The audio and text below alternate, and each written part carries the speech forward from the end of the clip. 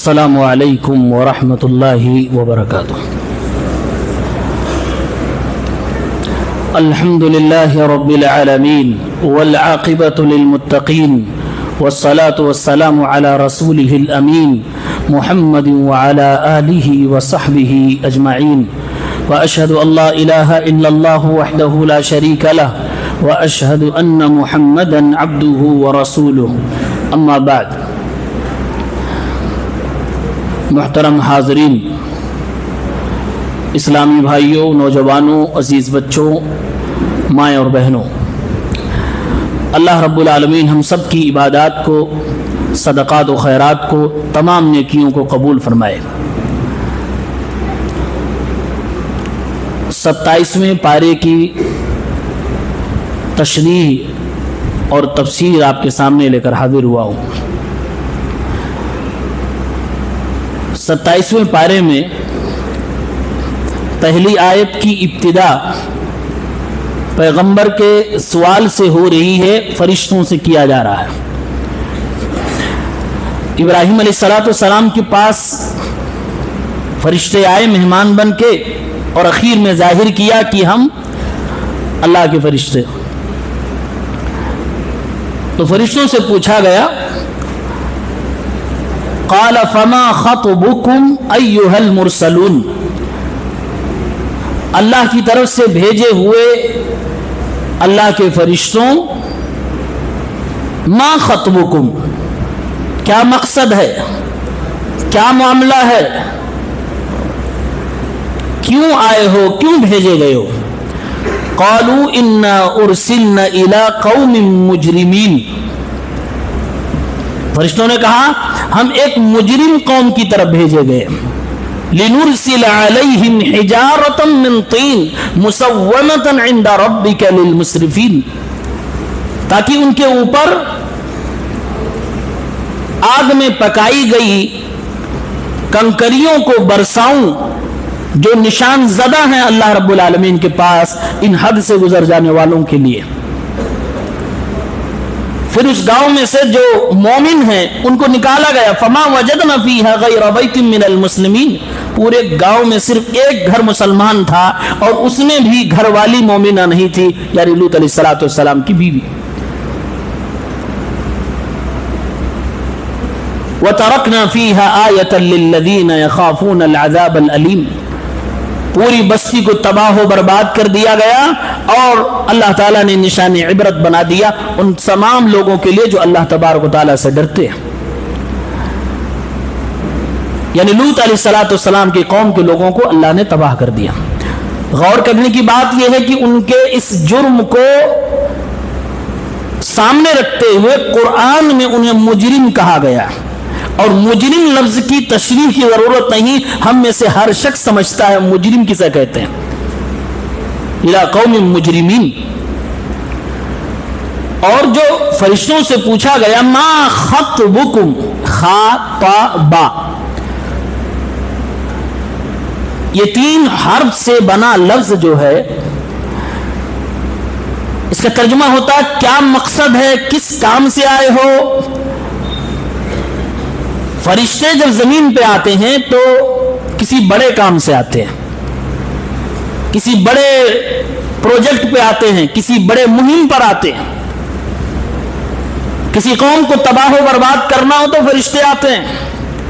شب قدر ہے، انسانوں کی سالانہ تقدیریں لکھی جا رہی ہیں، اللہ کی رحمتوں کی برسا ہو رہی ہے، تو آسمان سے فرشتے جبریل علیہ السلام کے ساتھ آتے ہیں۔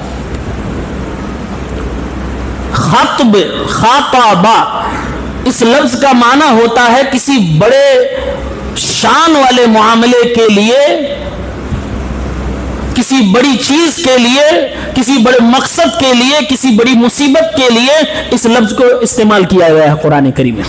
ورنہ یہ بھی کہا جا سکتا تھا ما شانکم ایھا المرسلون، ما امرکم ایھا المرسلون، کیوں آئے ہو، کیا مقصد ہے، کیا حال چال ہے، لیکن کہا گیا ما خطبکم۔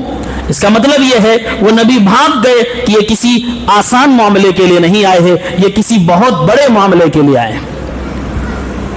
اسی لیے جب آپ شریعت کا مطالعہ کریں گے تو یہ لفظ خاطبہ اس سے عام طور سے 3 لفظ بنے ہیں. ایک تو یہ خطبکم، تا کے سکون کے ساتھ، اس کا معنی ہوتا ہے کوئی بڑا معاملہ، کوئی بڑی مصیبت. اور ایک اور لفظ بنا ہے اسی سے، خطبہ، جمعے کا خطبہ اسی سے بنا ہے. اس کا مطلب یہ ہوا کہ جمعے کو جو تقریر ہو رہی ہے، جو خطاب ہو رہا ہے، وہ نارمل خطاب نہیں ہے، اس کی بڑی اہمیت ہے، اس کا ایک بڑا مقصد ہے، وہ ایک بڑا مشن ہے جو نبی کریم نے اپنی امت کو دیا ہے. اسی لیے ہمارے نبی صلی اللہ علیہ وسلم نے کہا ہے کہ خطبہ جمعہ میں کوئی آدمی اپنے بغل والے کو بھی خاموش نہیں کرا سکتا. وہ بول رہا ہے، امام ٹوکے، امام روکے، ہم اور آپ نہیں رک سکتے. اگر ہم اپنے بغل والے کو روکتے ہیں، اللہ کے نبی فرمائے فقد لغوتا، تم نے فالتو کام کیا. بھائی ایک آدمی بغل میں بول رہا ہے، ڈسٹرب کر رہا ہے، ہم نہیں بول سکتے، امام بول سکتا ہے، امام مقتدیوں سے بات کر سکتا ہے، مقتدی امام سے ڈائریکٹ بات کر سکتے، لیکن مقتدی سے دوران خطبہ نہیں بات کر سکتے، حرام ہے. کیوں؟ اس لیے کہ خطبہ ایک بہت بڑے مقصد کے لیے متعین کیا گیا، اس کے پیچھے ایک مشن ہے. مشن کیا ہے کہ سال میں اگر 52 خطبے ہوتے ہیں، 52 ہفتے ہوتے ہیں، تو مسلمانوں کو روحانی غذا ہفتے میں پہنچائی جائے، مسلمانوں کو یہاں سے رہنمائی کری جائے، دین اور دنیا میں جینے کا طریقہ اور سلیقہ بتایا جائے. تو خطبہ بھی ایک اہم چیز ہے، اسی لیے اسی لفظ سے بنا. یہ لفظ ہمیں بتلا رہا ہے. اسی طریقے سے ایک اور لفظ ہے، اسی سے بنا ہے، خطبہ. ایک ہے خطبہ اور ایک ہے خطبہ. بس وہاں پیش تھا، یہاں زیر لگا دیا. خطبہ کا مطلب ہوتا ہے کسی کو پیغام نکاح دینا. یہ کوئی معمولی چیز ہے؟ پیغام نکاح کسی کو دینا، شادی کا پیغام بھیجنا، یہ بھی کوئی معمولی چیز نہیں ہے. آدمی اگر عزت والا ہے تو اس چیز کو جب سوچے گا تو واقعی یہ معمولی چیز نہیں ہے. کسی کے گھر میں کسی کی بیٹی ہے، کسی کی بہن ہے، آپ اس سے شادی کے لیے پیغام بھجوا رہے ہیں، یعنی کہ آپ یہ کہہ رہے ہیں کہ مجھے اپنی بیٹی دے دیجئے، مجھے اپنی بہن دے دیجئے. یہ بہت بڑا معاملہ ہے، یہ آسان نہیں، یہ کھلونا نہیں، یہ کھیل نہیں ہے. اسی لیے اس کو کہا خطبہ. اللہ کے نبی نے اسی لیے فرمایا لا يخطب الرجل على خطبۃ اخی. جب ایک لڑکا کسی لڑکی کو پیغام دے چکا ہو، یا کسی لڑکی کے ذمہ داروں نے کسی لڑکے کو پیغام دے دیا ہو، ابھی آپس میں بات چیت چل رہی ہے، تو بیچ میں کوئی تیسرا نہیں آنا چاہیے، نہیں ادھر کینسل کرو، مجھ سے کر دو. یہ حرام ہے اسلام میں. اللہ کے نبی نے کہا لا يخطب الرجل على خطبۃ اخی. اگر کسی کے ہاں شادی طے ہونے کا سلسلہ چل رہا ہے تو کوئی تیسرا اس میں آ کر یہ نہیں کہہ سکتا کہ ادھر کینسل کرو، مجھ سے کر لو، ادھر جازہ نہیں جہیز دے، میں زیادہ جہیز دینے والا ہوں. وہ لڑکا زیادہ ڈگری والا نہیں، میرا بیٹا ڈگری والا. وہ زیادہ نہیں کماتا، میرا والا زیادہ کماتا. وہ زیادہ ہینڈسم نہیں، میرا والا. کچھ بھی ریزن بتا کے اگر آپ شادی بیچ میں ڈسٹریکٹ کر کے اپنا بٹھا رہے، اسلام میں حرام ہے، یہ حرام ہے. ہاں جب معلوم ہو جائے کہ ہاں ادھر رشتہ جمع نہیں، بات ہو کے اور ختم ہو گئی، پھر آپ پیغام دے سکتے ہو، کوئی حرج کی بات. تو یہ پیغام نکاح دینا یہ بھی ایک بہت بڑا مقصد ہے. اسلامی سماج کو بڑھانا بھی ہے، ایمان والوں کی تعداد بڑھانا ہے، عزت و آبرو کی حفاظت کرنی، اس کے پیچھے بھی ایک پورا مشن ہے، ایک پوری تحریک ہے. اسی لیے اس کو بھی خطبہ کہا جاتا ہے. تو خطبکم، اس سے 3 لفظ شریعت کے اندر ہے، خطب، خطبۃ، خطبۃ، اور تینوں کے پیچھے پوری تحریک ہے، پورا مشن ہے. اس کے بعد سورہ طور ہے.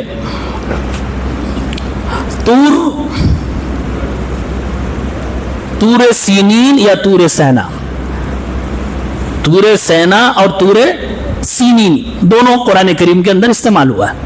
اللہ تبارک و تعالی نے یہ بتانے کے لیے کہ میرا عذاب آئے گا، یقین کر لو، 5 بہت عظیم الشان چیزوں کی قسم اٹھائی ہے. صرف یہ بتانا ہے کہ عذاب آئے گا، قیامت آئے گی، عذاب آئے گا. دنیا میں کسی کو مل سکتا، جو بچ جائے گا وہاں آئے گا. فرمایا وَالطُّورِ وَكِتَابٍ مَّسْطُورٍ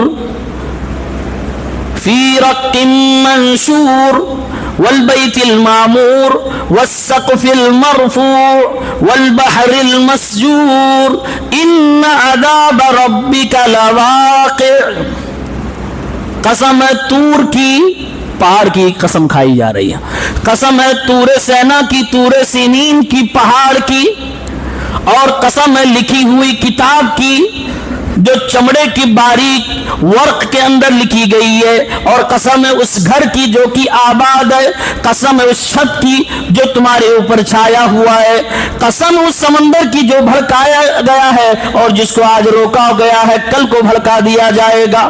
ان عذاب ربک لواقع، تمہارے رب کا عذاب ضرور واقع ہونے والا، آنے والا ہے. 5 چیزوں کی قسم کھائی. نمبر 1 والطور، یہ پہاڑ ہے. اس پہاڑ کی اہمیت کیوں ہے اسلام میں ہم اور آپ جانتے ہیں. اسی پہ اللہ کی تجلی ہوئی، یہی بلا کر اللہ تعالیٰ نے موسیٰ علیہ السلام سے گفتگو کیا. لہٰذا یہ ایک عزت دار پہاڑ ہے، اللہ کی نگاہ میں اس کی اہمیت ہے، لہٰذا اس کی قسم کھائی گئی. اللہ تعالیٰ جس کی چاہے قسم کھا سکتا ہے، اپنی مخلوقات میں جس کی چاہے وہ قسم کھا سکتا ہے. اور عموماً اللہ اسی کی قسم کھاتا ہے جس کو اوپر اٹھانا ہوتا ہے، جس کی عزت کو، اہمیت کو بڑھانا ہوتا ہے، اور جو اللہ کی نگاہ میں اہمیت کا حامل ہوتا ہے اس کی اللہ قسم کھاتا ہے. لیکن ہم اور آپ سوائے اللہ کے کسی اور کی قسم نہیں کھا سکتے، یہاں تک کہ اپنے ماں باپ کی بھی قسم نہیں کھا سکتے. پہلی قسم طور کی، اور دوسری وَكِتَابٍ مَسْطُورٍ، اس کتاب کی جو لکھی ہوئی ہے. یہ کون سی کتاب ہے؟ مفسرین نے کہا یہ قرآن ہے، کسی نے کہا یہ لوح محفوظ ہے، کسی نے کہا یہ انسانوں کے اعمال نامے ہیں جو فرشتے لکھتے ہیں، اور کسی نے کہا تمام آسمانی کتابیں. بہرحال وہ کتاب لکھی ہوئی ہے. فی رق منشور، رق اسی سے بنا ورق. رق عام طور سے باریک چیز کو بولا جاتا ہے، تو باریک چمڑے پہ جو لکھا گیا ہے اس کتاب کی قسم اللہ تبارک و تعالیٰ نے کھائی ہے.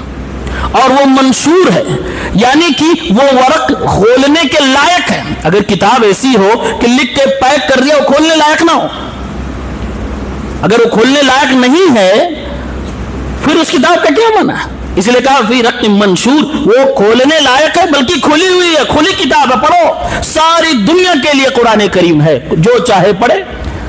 ہدی للعالمین، ساری دنیا کے لیے. ہدی للمتقین، پڑھیں گے ساری دنیا کے لوگ، لیکن ہدایت انہی کو ملے گی جس کو اللہ تبارک و تعالیٰ ہدایت دینا چاہے گا. اس لیے کتاب وہ ہے جو پڑھنے لائق ہو، کھولنے لائق ہو. تیسری چیز والبیت المعمور، اس گھر کی جو آباد ہے. کون سا گھر ہے؟ اس میں بھی مفسرین نے کہا یہ خانہ کعبہ ہے. کچھ لوگوں نے کہا کہ آسمانوں میں ابراہیم علیہ السلام کی ملاقات جہاں اللہ کے نبی معراج میں ملے تھے وہاں ایک گھر ہے بیت معمور جس کو کہا جاتا ہے، جس کے اندر 70,000 فرشتے داخل ہوتے ہیں اور عبادت کرتے ہیں، واپس آتے ہیں، دوبارہ نمبر نہیں آتا ہے. وہ بیت معمور ہے، یعنی آسمانوں میں اللہ کی عبادت سے معمور آباد ایک گھر ہے. اور اگر زمین کی بات کریں تو خانہ کعبہ بھی اسی طرح سے بیت معمور ہے. وہاں ہمیشہ حاجیوں اور عمرہ کرنے والوں کا تانتا لگا رہتا ہے. اللہ نے اس گھر کی قسم کھائی، چاہے خانہ کعبہ ہو یا بیت معمور آسمان کو، دونوں کی اللہ نے قسم کھائی. والسقف المرفوع، اور اس چھت کی قسم ہے جو اٹھایا گیا ہے. یہ کون سا چھت ہے؟ مفسرین نے کہا یہ آسمان جو ہمارے اور آپ کے لیے، زمین والوں کے لیے بمنزل چھت ہے. یہ آسمان کی قسم کھائی جا رہی ہے. اور واقعی اگر آدمی غور کرے، ڈھونڈتے جائیے آپ کو اس چھت کا کوئی پلر نہیں ملے گا. اس لیے قرآن میں اللہ نے کہا بغیر عمد ترونہا، کوئی پلر نہیں ہے اس آسمان کو روکنے کے لیے. مسلمانوں یقین کرو، انسانوں یقین کرو، جو رب اتنے بڑے آسمان کو تمہارے لیے چھت بنایا اور بغیر پلر کے روک رکھا ہے، کیا وہ رب طاقتور نہیں ہو سکتا؟ کیا وہ رب دوبارہ پیدا کرنے پہ طاقت نہیں رکھ سکتا؟ لہذا اس رب کی قدرت کو سمجھو اور اسے پہچانو اور یقین کرو اس رب پہ.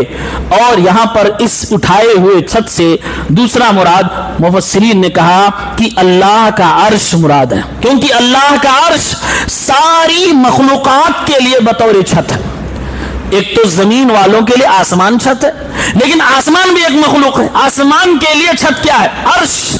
تو کہا یہ اللہ تعالیٰ نے اپنے عرش کی قسم کھائی ہے. دونوں مراد ہو سکتا ہے, لیکن قرآن کریم میں اللہ تعالیٰ نے آسمان کو سقف کہا ہے, لہذا زیادہ مفسرین نے یہ مراد لیا. پانچویں چیز والبحر المسجور, عرش کے نیچے ایک بہت بڑی سمندر ہے, بہت بڑی سمندر ہے. یا تو وہ سمندر مراد ہے یا پھر وہ سمندر مراد ہے جو دنیا کے اندر ہے. مسجور کا دو معنی ہے, ایک المحبوس سمندر جس کو روک کے رکھا گیا ہے, جی سمندر کو روک کے رکھا گیا, جس دن اس کو چھوڑ دیا جائے گا یہ بھڑک جائے گی. اس لیے قرآن میں کہا وَإِذَا الْبِحَارُ سُجِّرَتْ, جس دن سمندروں کو بھڑکا دیا جائے گا. وَإِذَا الْبِحَارُ فُجِّرَتْ, سمندروں میں آگ لگا دی جائے گی. بم جو ہوتا ہے عربی میں اس کو کہتے ہیں انفجار القنبلہ, بم پھٹ گیا تو فجرا یفجرو انفجارا ینفجر انفجار, اسی سے آتا پھٹنا.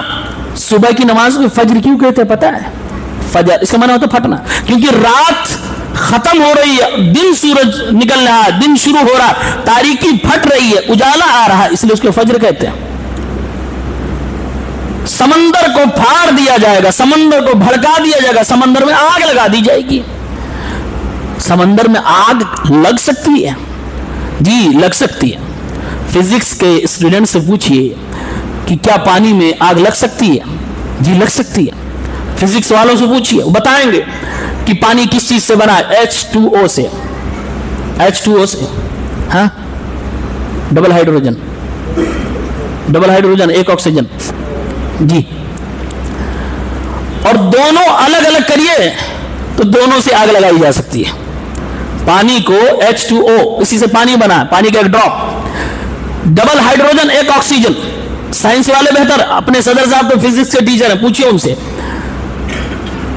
دونوں کو الگ کر دیا جائے آگ لگ جائے گی. اللہ فرمانا قیامت کے دن سمندروں میں آگ لگا دی جائے گی, سمندر بھڑکا دیے جائیں گے. لہذا قابل یقین بات یہ ہے کہ اللہ جب چاہے گا اس سمندر کو چھوڑ دے گا, کھول دے گا, اسے بھڑکا دیا جائے گا. فرمائے والبحر المسجور, یہ بھڑکائی جانے والی سمندر کی قسم. ان عذاب ربک لواقع, تمہارے رب کا عذاب ضرور آنے والا. واقع, واقع کا مطلب وقوع پذیر ہونے والا ہے, وہ ہو کے رہے گا, اس کو کوئی نہیں روک سکتا. اگر اللہ بغیر قسم کھائے بھی یہ بات کہتا ہم لوگ مان لیتے, لیکن اللہ نے 5 عظیم الشان چیزوں کی قسم اٹھائی اور اس کے بعد فرمایا ان عذاب ربک لواقع, عذاب آ کے رہے گا. لہذا مسلمانوں گناہوں کو ہلکے میں نہ لو. اے کفر کی دنیا میں مست لوگوں, گناہوں کو ہلکے میں نہ لو. اس عذاب سے بچنا ہے تو اللہ تعالیٰ کی کتاب پر یقین کرو, ایمان لاؤ. سورہ نجم,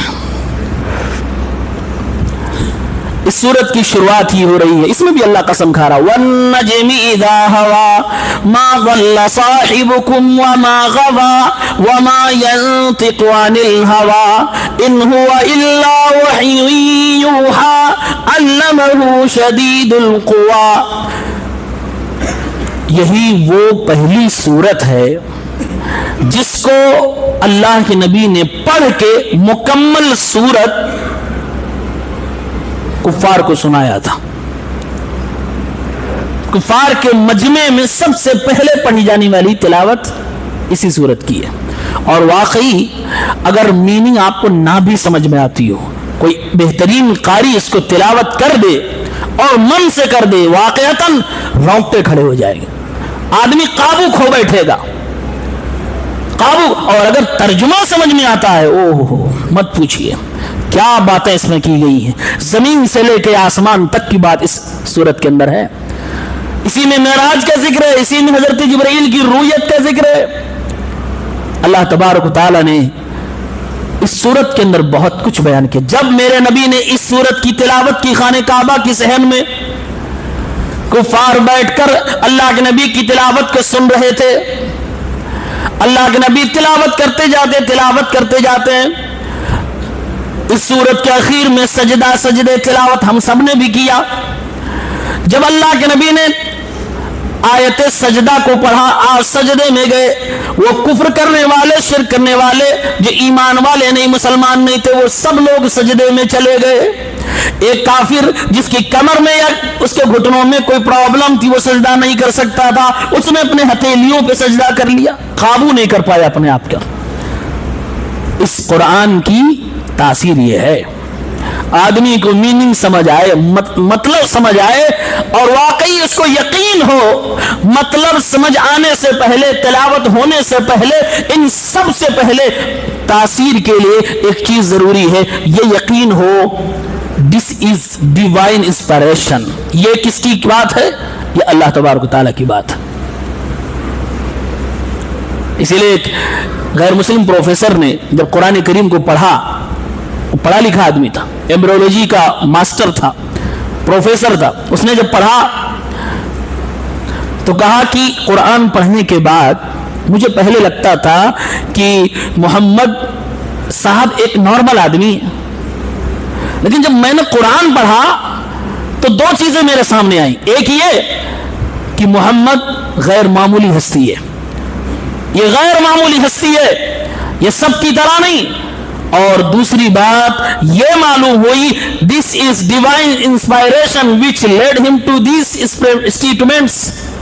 कहा ये जो किताब कुरान है, दुनिया कहती है मोहम्मद की किताब है, मैंने पढ़ा, मुझे इसकी आयतों को पढ़ के, मानी को समझ के ये बात समझ आई है कि दुनिया वालों की किताब नहीं, इवन मोहम्मद की भी किताब नहीं है, ये तो आसमानी ग्रंथ है जिसकी मोहम्मद तर्जुमानी करता है। ये गैर मुस्लिम ने कहा है। जो पढ़ा है और दिल खोल के पढ़ा है, और अल्लाह ने मुकद्दर अगर रखा है तो दिल की दुनिया बदली है, उसकी बदली है। ये सूरत जिसको सुन के कुफ्फार भी सजदे में गिर पड़े।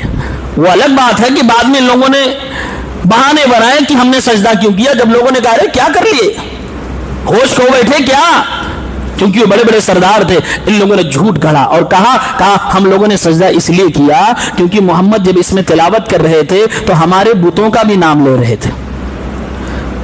अफराइतुमुल लात वल उज़्ज़ा व मनात अस्सालिसतिल उखरा।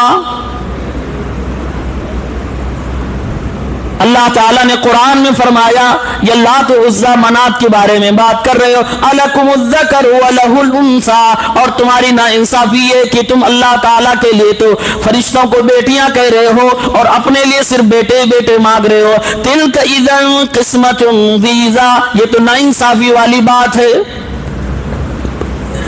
इन लोगों ने इसमें झूठ ऐड किया। कहा जब मोहम्मद तिलावत कर रहे थे तो बीच में तिलकल गरानीकुल उला कुछ आयतें इन्होंने गढ़ ली और कहा कि बीच में इन्होंने ये भी किए और हमारे बुतों की तारीफ कर रहे थे, इसलिए हम लोगों ने सजदा कर लिया था। जबकि ये किस्से गरानीक ये झूठ है।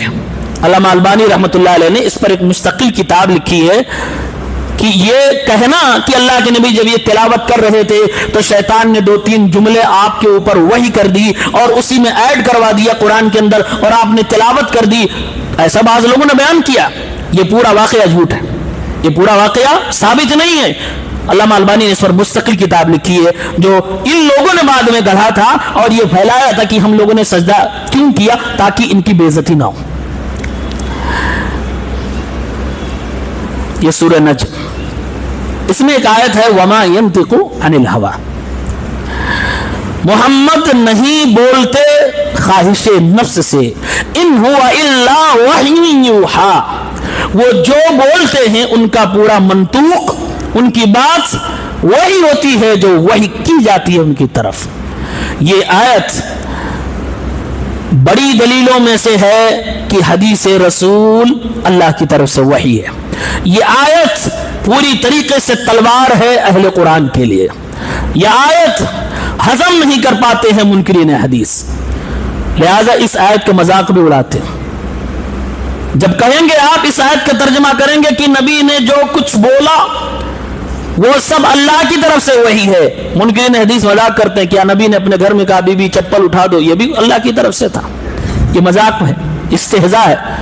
जबकि तफसीलात देखें शरीयत में हमारे नबी सल्लल्लाहु अलैहि वसल्लम ने जो गुफ्तगू की है, तशरीई गुफ्तगू, تدبیری گفتگو، اجتہادی گفتگو، طبعی گفتگو، یہ 4 طرح کی گفتگو ہے ہم اور آپ اپنی زندگی میں کر سکتے ہیں۔ اللہ کے نبی صلی اللہ علیہ وسلم طبعی طور سے جو بات کرتے تھے، یعنی جو نیچرل باتیں، فطری باتیں ہیں، جو آدمی اپنے گھر میں اپنی بیوی بچے اٹھتے بیٹھتے بولتا ہے، یہ طبعی باتیں۔ اسی طرح سے اجتہادی باتیں، کسی معاملے میں آپ کو اجتہاد کرنا پڑا، یعنی پرانی تعلیمات، پرانی آیتیں آپ کے پاس موجود ہے، کوئی نیا مسئلہ آ گیا، اب آپ اسی کی روشنی میں جواب دے رہے ہیں، اگر صحیح ہو گیا تو اللہ نے تائید کر دی، اور اگر غلط ہوا تب بھی اللہ تعالیٰ نے اس کو کریکشن کر دیا، تو اس میں کیا پرابلم ہے؟ وہ تو حجت ہو ہی گئی۔ اسی طریقے سے تدبیری امور، جس میں انسان کا تجربہ ہوتا ہے، ان معاملات میں آپ سے کہا گیا کہ آپ مشورہ لیا کریں، آپ اپنے صحابہ سے مشورہ لیتے تھے، اگر مشورہ اچھا رہا تب بھی اللہ کی طرف سے، اور اگر مشورہ غلط ہو گیا تو کریکشن اللہ کی طرف سے آ جاتا تھا، یہ بھی اللہ کی طرف سے ہو گیا، اس میں کیا برائی ہے؟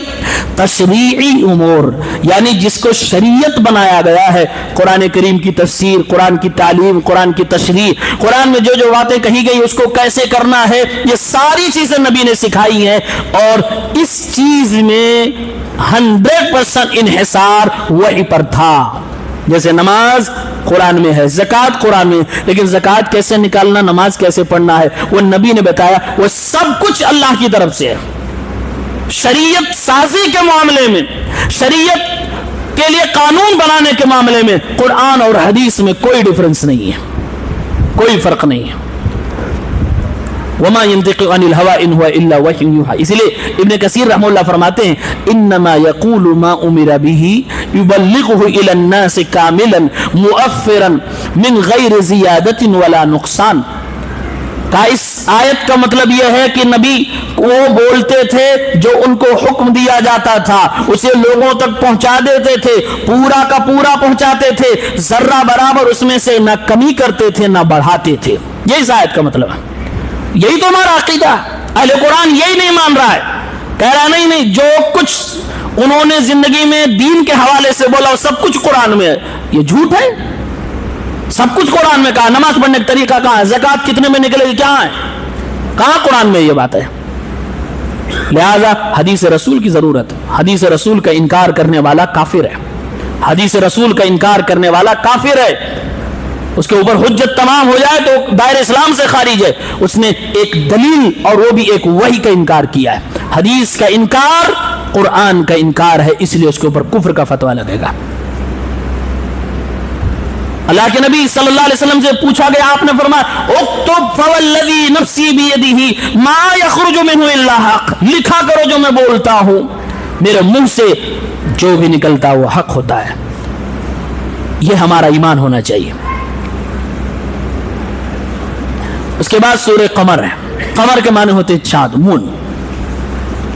اللہ نے فرمایا اقتربت الساعۃ وانشق القمر،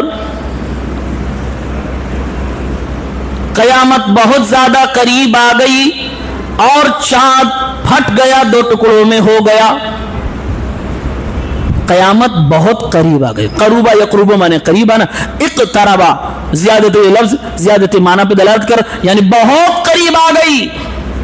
اللہ کے نبی صلی اللہ علیہ وسلم نے حدیث پاک کے اندر ارشاد فرمایا بعثت انا والساعۃ کہاتین، میں اور قیامت ایسے ہیں جیسے یہ دونوں انگلیاں، یہ انگوٹھے کے بغل والی اور پھر مڈل فنگر کا، جیسے یہ دونوں انگلیاں میں اور قیامت ایسے ہیں، یعنی کہ میرے بعد کوئی نبی نہیں آئے گا، لا نبی بعدی، میرے بعد قیامت ہی آئے گی،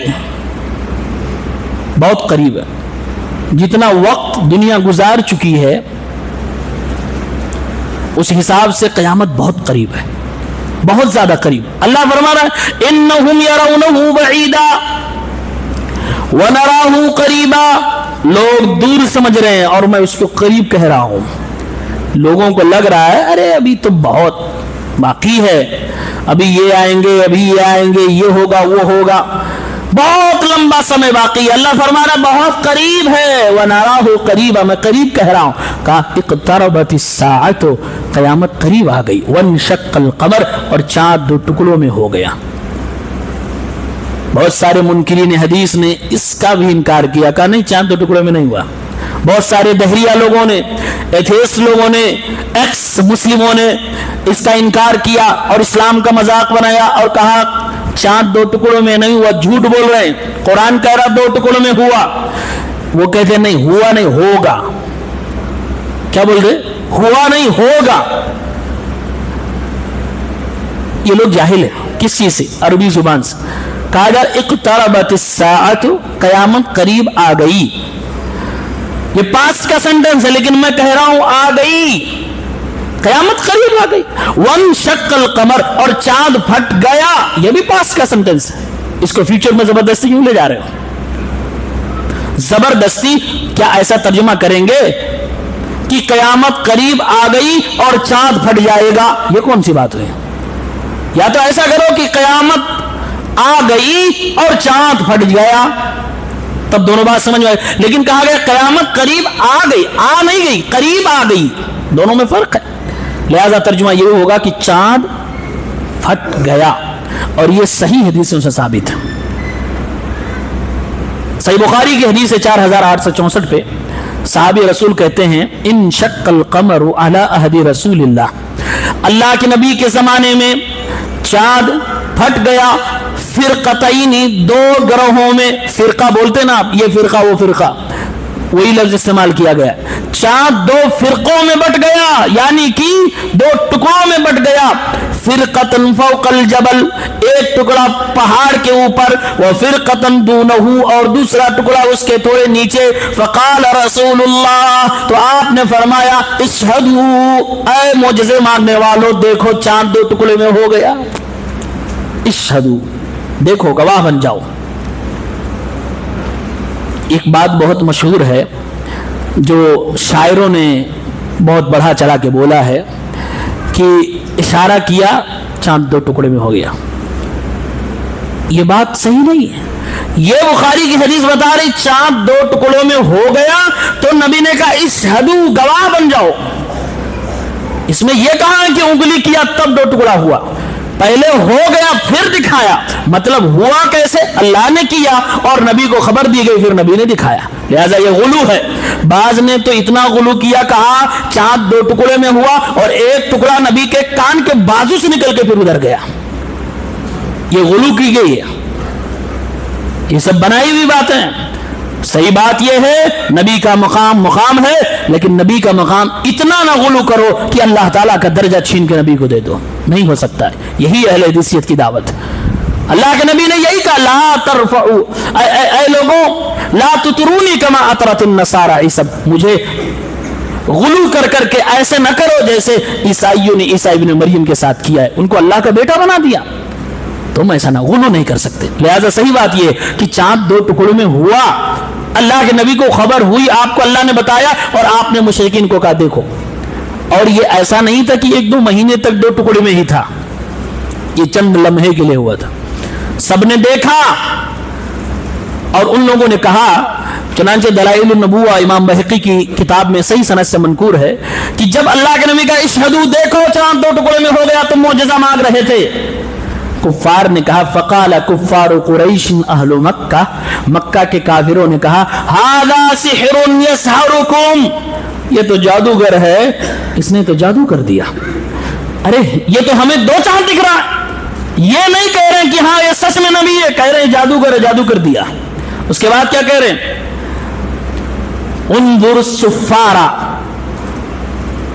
مکے کے آس پاس کے سفیروں کو دیکھو، انتظار کرو، جو باہر گئے ہوئے مکے سے دور دراز سفر پہ گئے ہوئے سفیروں کو دیکھو، فَإِن كَانُوا رَأَوْا مَا رَأَيْتُمْ فَقَدْ صَدَقَ، جو ہم یہاں سے دیکھ رہے ہیں چاند 2 ٹکڑے میں دکھ رہا ہے، پہاڑ بیچ میں ایک اس طرف ایک دم کلیئر دکھ رہا ہے، اگر سفیروں نے بھی دیکھا ہو جو ہم دیکھ رہے ہیں تب تو یہ سچ کہہ رہا ہے۔ وَإِن كَانُوا لَمْ يَرَوْا مِثْلَ مَا رَأَيْتُمْ فَهُوَ سِحْرٌ سَحَرَكُمْ بِهِ، اور اگر سفیروں نے نہیں دیکھا ہے، ہمیں صرف دکھ رہا ہے، اس کا مطلب ہے کہ سچ میں اس نے جادو کر دیا ہے۔ یہ مکہ کے کافروں نے کہا۔ دلائل النبوہ امام بہقی کی کہتے ہیں فَسُئِلَ السُّفَّارُ، الگ الگ مسافروں سے پوچھنا چالو کیا، ارے فلاں تاریخ فلاں ٹائم میں کیا تمہیں مکہ میں جو دو چاند ہم لوگوں کو الگ الگ دکھا، ٹکڑے میں دکھا، کیا تمہیں بھی وہاں راستے میں دکھا تھا؟ سفیروں سے پوچھا گیا، وہ لوگ آئے وَقَدِمُوا مِن كُلِّ وَجْهٍ فَقَالُوا رَأَيْنَاهُ، ہر طرف سے وہ لوگ آئے، اور جو لوگ بھی مکہ اس ٹائم آتے اور جاتے تھے سب نے کہا ہم نے دیکھا، ہم نے دیکھا، ہم نے دیکھا ہے۔ اس کا مطلب یہ ہے کہ چاند دو ٹکڑے میں ہوا تھا، لیکن مکے والوں نے کیا کہہ کے انکار کیا؟ یہ جادو ہے۔ اسی کو اللہ نے اگلی آیت میں بیان کیا، اقتربت الساعة وانشق القمر، قیامت بہت قریب آ گئی، چاند دو ٹکڑوں میں ہو گیا۔ وَإِن يَرَوْا آيَةً يُعْرِضُوا وَيَقُولُوا سِحْرٌ مُسْتَمِرٌ، اور اگر یہ لوگ آیت کو، اللہ کی نشانی کو دیکھ لیں تو یہ اعراض کر جائیں گے، منہ پھیر کے چلے جائیں گے اور کہہ جائیں گے کہ یہ تو جادو ہے جو محمد جادو کیا کرتا ہے۔ اللہ نے اسی کو بیان کیا کہ ان لوگوں نے انکار کر دیا تھا، نہیں مانے تھے۔ ناسا کی رپورٹ پڑھیں، ناسا کے بعض ویگیانک بھی کہتے ہیں کہ چاند پر بیچوں بیچ میں ایک گہرا نشان ہے، ایسا لگتا ہے کہ کسی نے لکیر کھینچی ہو۔ بعض مسلم پڑھے لکھے لوگوں نے کہا یہ وہی ہے جو محمد رسول اللہ کے زمانے میں چاند دو ٹکڑے میں ہوا تھا، ایک لمحے کے لیے ہوا تھا، بعد میں اس کو جوڑ دیا گیا۔ وہ دکھانا تھا اللہ تبارک و تعالیٰ کی قدرت کو، اور اللہ کے نبی سچے نبی ہیں، آپ کی سچائی کو ثابت کرنا تھا۔ چاند کے حوالے سے چندریان جب ہوا تھا اس ٹائم میں نے ایک مستقل خطبہ دیا تھا کہ اسلام میں چاند کے بارے میں کیا بتایا گیا، میرے چینل پہ وہ خطبہ موجود ہے، آپ تفصیل سے یہ ساری چیزیں دیکھ سکتے ہیں۔ اس سورہ قمر میں اللہ رب العالمین نے ایک بات کو 4 مرتبہ دہرایا ہے، وہ بہت اچھی بات۔ وَلَقَدْ يَسَّرْنَا الْقُرْآنَ لِلذِّكْرِ فَهَلْ مِن مُدَّكِرٍ، حقیقت میں سچ میں نے قرآن کو آسان کر دیا ہے نصیحت حاصل کرنے کے لیے، تو ہے کوئی نصیحت حاصل کرنے والا، ہے کوئی قرآن کریم سے فائدہ اٹھانے والا؟ اور ان چاروں آیتوں، یہ ایک ہی صورت میں یہی سیم الفاظ، سیم حروف 4 مرتبہ دہرائے گئے، اور قرآن اٹھا کے کھول کے دیکھیے، چاروں مرتبہ آگے پیچھے کافر قوموں کا بیان ہوا ہے جو برباد کر دی گئی، جن پر عذاب آیا۔ قوم لوط ہے، قوم عاد ہے، قوم سمود ہے، ان لوگوں کا ذکر آیا ہے، اور اللہ تعالیٰ بار بار اس کو دہرا رہا ہے کہ ان لوگوں نے اللہ کے کلام سے فائدہ نہیں اٹھایا۔ کیا بات معلوم ہوئی؟ بات یہ پتا چلی کہ اس کا کانٹیکسٹ ہم جب دیکھتے ہیں تو پتا چلتا ہے اللہ اس پس منظر میں بتا رہا ہے کہ قرآن کو میں نے آسان کر دیا نصیحت حاصل کرنے کے لیے۔ کس کے لیے؟ بھائی یہ قرآن کافروں کے لیے بھی آسان ہے، پس منظر بتا رہا ہے۔ جب کافروں کے لیے آسان ہے تو مسلمانوں کے لیے کیوں نہیں آسان ہے؟ پھر کیوں ہمارے مولوی کہتے ہیں قرآن کو پڑھنے کے لیے 14 علوم یا 21 علوم کی ضرورت ہے؟ 14 علوم یا 21 علوم مطلب یہ ہوا 14 الگ الگ ٹائپس کے سبجیکٹ میں آپ کو مہارت ہونی چاہیے، پھر آپ قرآن پڑھ سکتے ہیں ترجمے کے ساتھ اور سمجھ سکتے ہیں، پھر آپ تفسیر کر سکتے ہیں، ورنہ نہیں۔ اور یہ لوگ اپنی عوام کو باقاعدہ روکتے ہیں اور کہتے ہیں قرآن کو ترجمے سے نہیں پڑھنا، باقاعدہ منع کر رہے ہیں، ڈی گروپ والے بھی، بی گروپ والے بھی منع کرتے، مت پڑھو قرآن کو ترجمے سے، قرآن کریم کو تفسیروں سے نہ پڑھا کرو، کیوں؟ گمراہ ہو جانے کا خطرہ ہے۔ میرے بھائیو، اہل حدیث کی دعوت یہ ہے اللہ کا کلام میرے لیے صرف نہیں ہے مولوی کے لیے، یہ ہر مسلمان کے لیے، ہر کافر کے لیے بھی ہے۔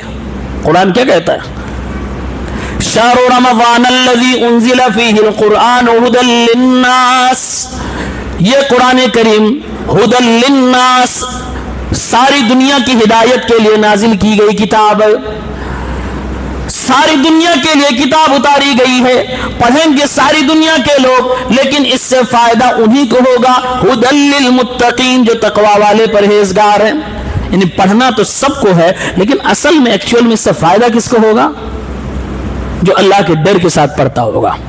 تو ہماری دعوت یہ ہے کہ قرآن پڑھو ترجمے سے، تفسیر سے، لیکن ایک شرط ہے، اور یہ بہت سالڈ شرط ہے، عالم سے پڑھو، خود سے نہیں، خود سے نہیں. تھوڑی سی گرامر سیکھ لی، انگلش کی طرح عربی کو سمجھ لیا ہے کہ انگلش میں کچھ بھی اسپوکن پوکن کے نام پہ بولتے رہو، چلتا گرامر عمر سے کچھ نہیں ہوتا. نہیں، عربی ڈیفرنٹ ہے. اس کے اندر زیر زبر سے معنی بدل جاتا ہے. میں نے مثال دی خطبہ اور خطبہ. خطبہ پیش اور خطبہ زیر، معنی چینج ہے. خطبے میں تقریر کرنا ہوتا اور خطبے میں پیغام نکاح دینا ہوتا. اگر کوئی آدمی اس کی میننگ نہ جانتا ہو، کوئی مولوی صاحب خطبہ دے کے اپنے گھر جائیں اور بی بی سے کہیں کہ بی بی آج میں خطبہ دے کے آیا ہوں، بی بی کیا کرے گی؟ حشر میں. بی بی اگر سمجھتی ہو، پڑھی لکھی عالمہ ہو، اس کو معلوم ہو خطبہ مطلب ہوتا ہے نکاح کا پیغام، اور مولانا صاحب گھر پہ آ کے بولے کہ بی بی میں آج خطبہ نہیں خطبہ دے کے آیا ہوں، کھانا بند. اچھا، میرے ہوتے ہوئے تم نے دوبارہ نکاح کا پیغام دوسرے کو دے دیا. صرف ایک زبر کو زیر کیا ہے، حالت خراب ہو جائے گی. عربی ایک زبردست زبان ہے، ایک زبردست لینگویج ہے. اس کو پڑھنا چاہیے اور سیکھنے کے لیے آسان بھی ہے، لیکن سیکھنا اس کا پروسیس سے ہوتا ہے. کہتے ہیں نا عربی نکالے چربی. واقعی عالموں کو 4-5 سال تک کنٹینیو عربی زبان سکھائی جاتی ہے، اور زبان اگر نہ آئے اچھے طریقے سے قرآن کریم کو آپ اچھے سے سمجھ نہیں سکتے. اور احسان مانو میرے بھائیوں، احسان مانو، احسان مانو اپنے علماء کرام کا، جنہوں نے قرآن کریم کو سمجھا، پڑھا، ٹرانسلیٹ کیا، تفسیر کی اور کتابوں کی شکل میں آپ کے گھروں تک پہنچا دیا. کیا قیمت ہے اس کی؟ احسن البیان کیا قیمت ہے؟ 500-400. اس میں جو محنت کی گئی ہے، جو عرق ریزی کی گئی ہے، اللہ کی قسم ہمارے 5 کروڑ 5 ارب سے بھی زیادہ قیمتی ہے. ایک آدمی ارب پتی ہو، کھرب پتی ہو، سادہ قرآن اس کے سامنے رکھ دو اور کہہ دو سمجھ کے دکھاؤ، وہ ساری دنیا کی دولت لگا دے، نہیں سمجھ سکتا اگر اس کی عربی زبان نہیں آتی ہے. کتنا بڑا احسان کیا علماء کرام نے، ہمارے مدرسوں نے کتنا بڑا احسان کیا ہے کہ قرآن کریم کو ترجموں کے ساتھ چھاپا گیا. یہ کس لیے؟ لوگوں کے لیے، لوگوں کے لیے. اگر یہ نہ کیا جاتا تو ہر مسلمان کو قرآن کے پڑھنے کے لیے عربی سیکھنا فرض ہو جاتا. پھر آج جو آپ کو ہمیں سمجھ نہیں آتی عربی، پھر سیکھتے عربی، مجبوراً سیکھتے.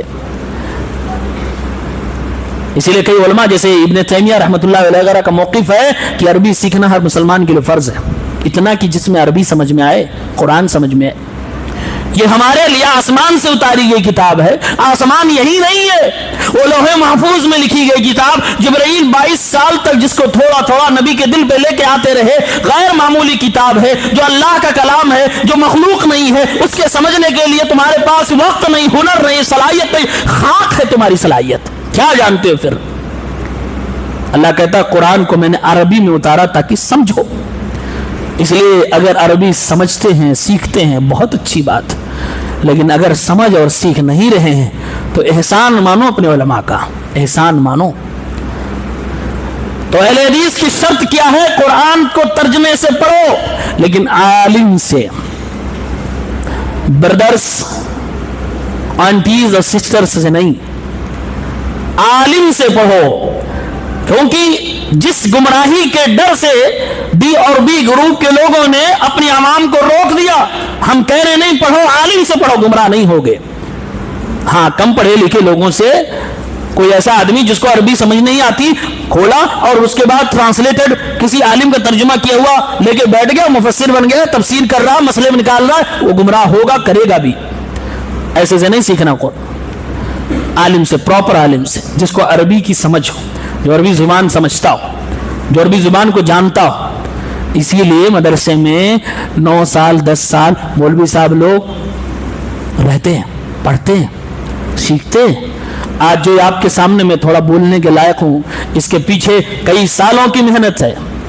ایسا نہیں ہے کہ چادر تانے سوئے تھے اٹھ کے چلے آئے بس ہو گیا معاملہ شروع. نہ، کئی سالوں کی محنت ہے. ہمارے علماء محنت کرتے، ہمارے اساتذہ محنت کرتے، ہمارے والدین کی قربانیاں ہوتی ہیں، ہمارے علماء کی قربانیاں ہوتی ہیں.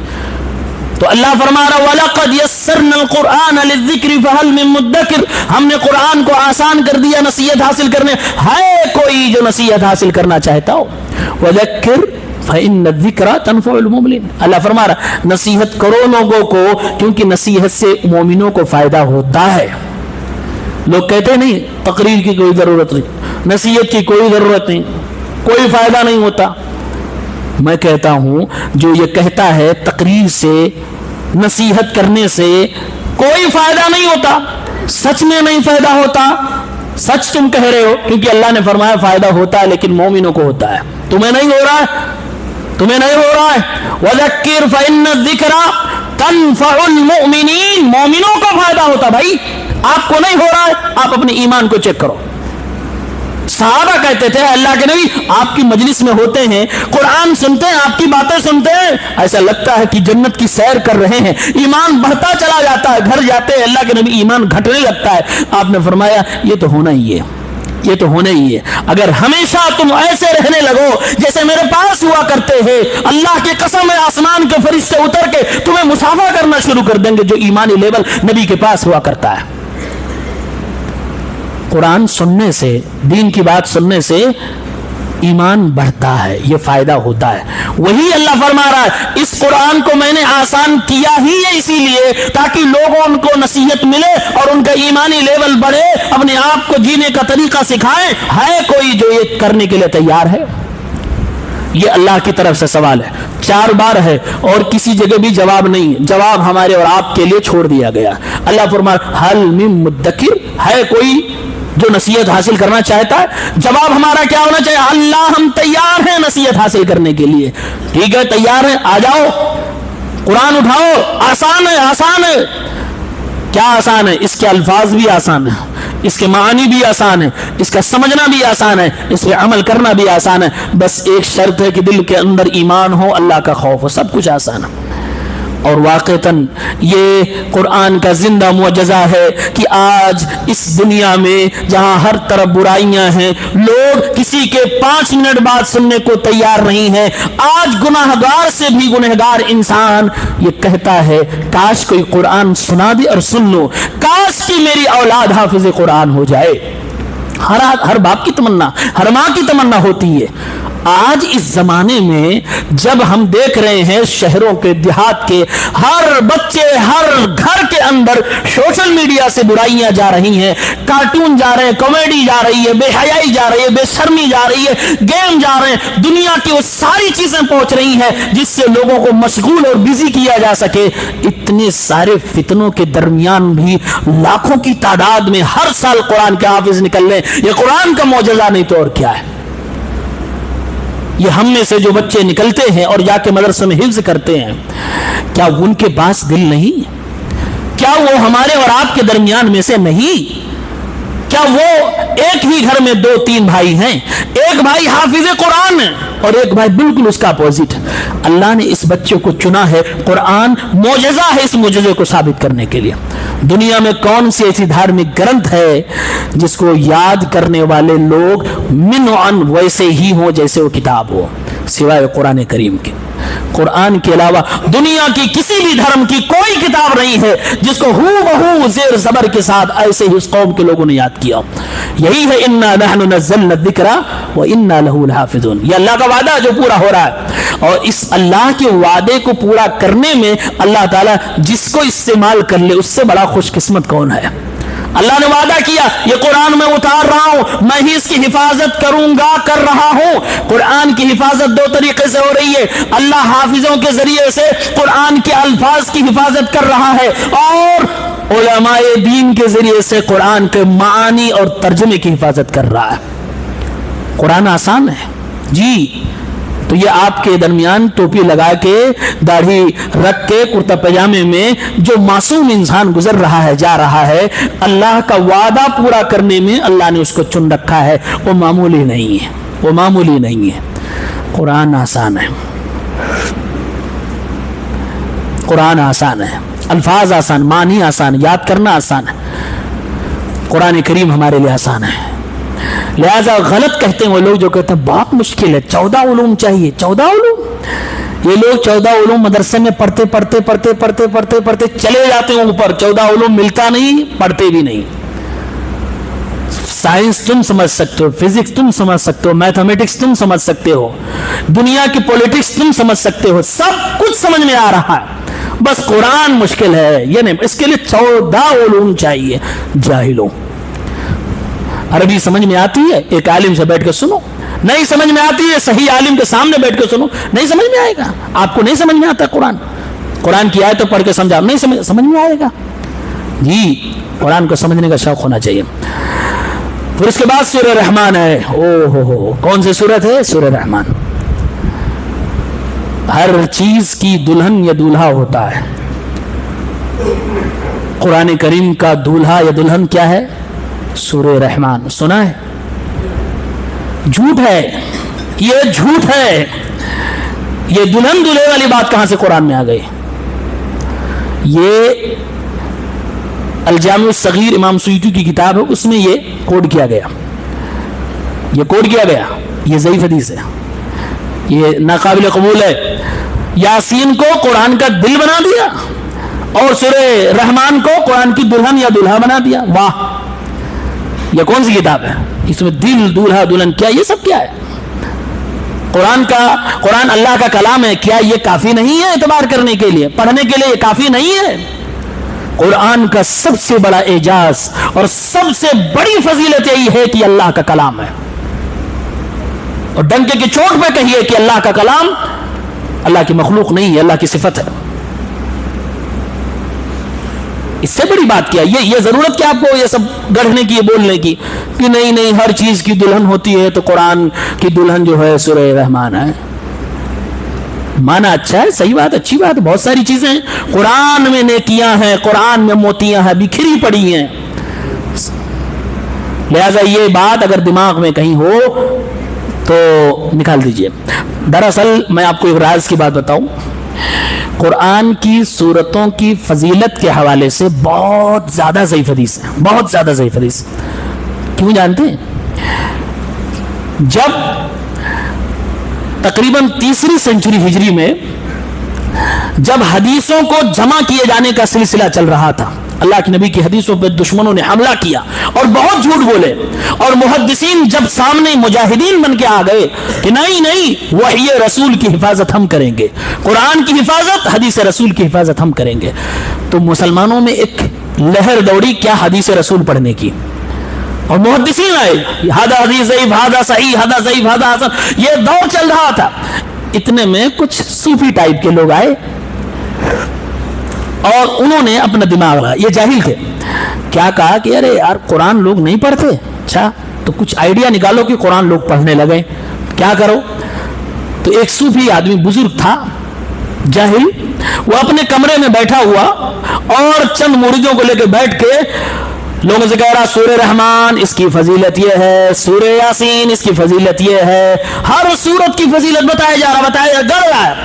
لوگ پوچھ رہے کیسے بتا رہے؟ اچھا, ترنت وہیں پر بتا رہا, مجھ سے ابی ابن کعب نے سند بتا رہا, انہوں نے بتایا, انہوں نے صحابی نے اللہ کے نبی سے, پوری سند جھوٹی سب.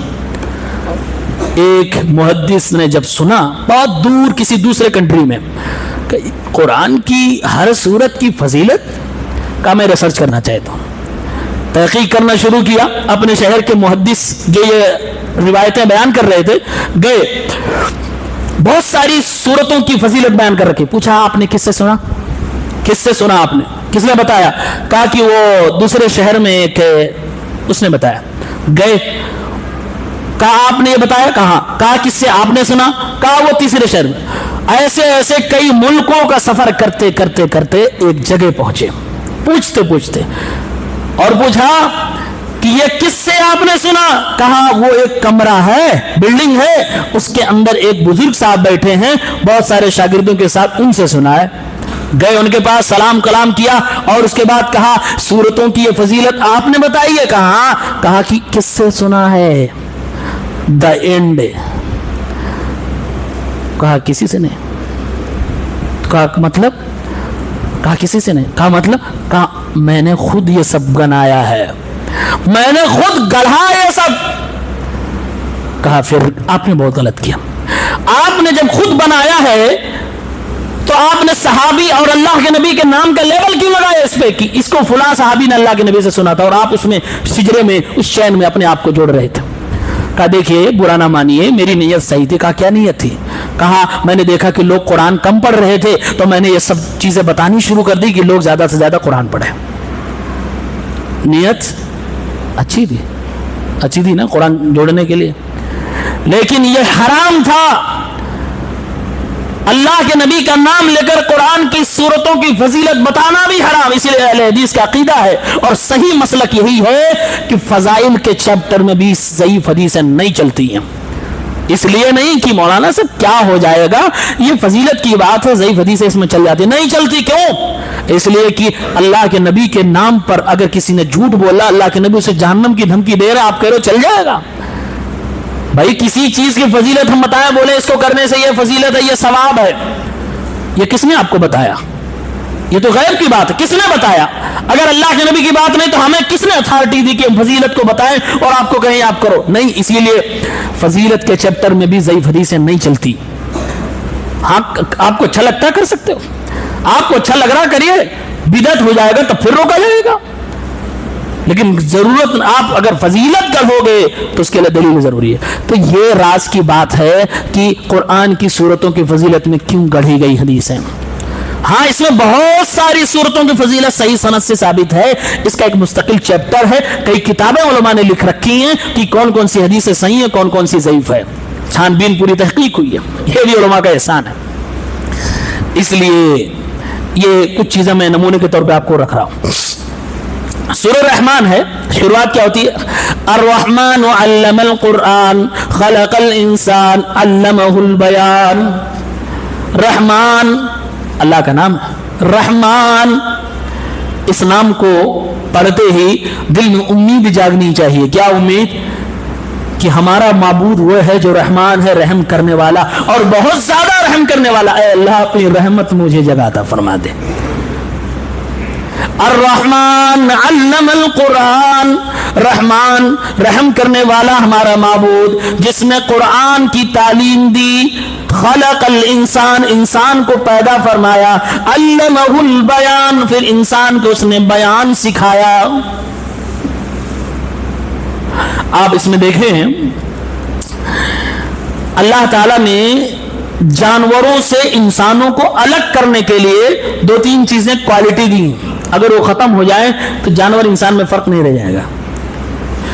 نمبر ایک، بولنا اور سوچ سمجھ کے بولنا۔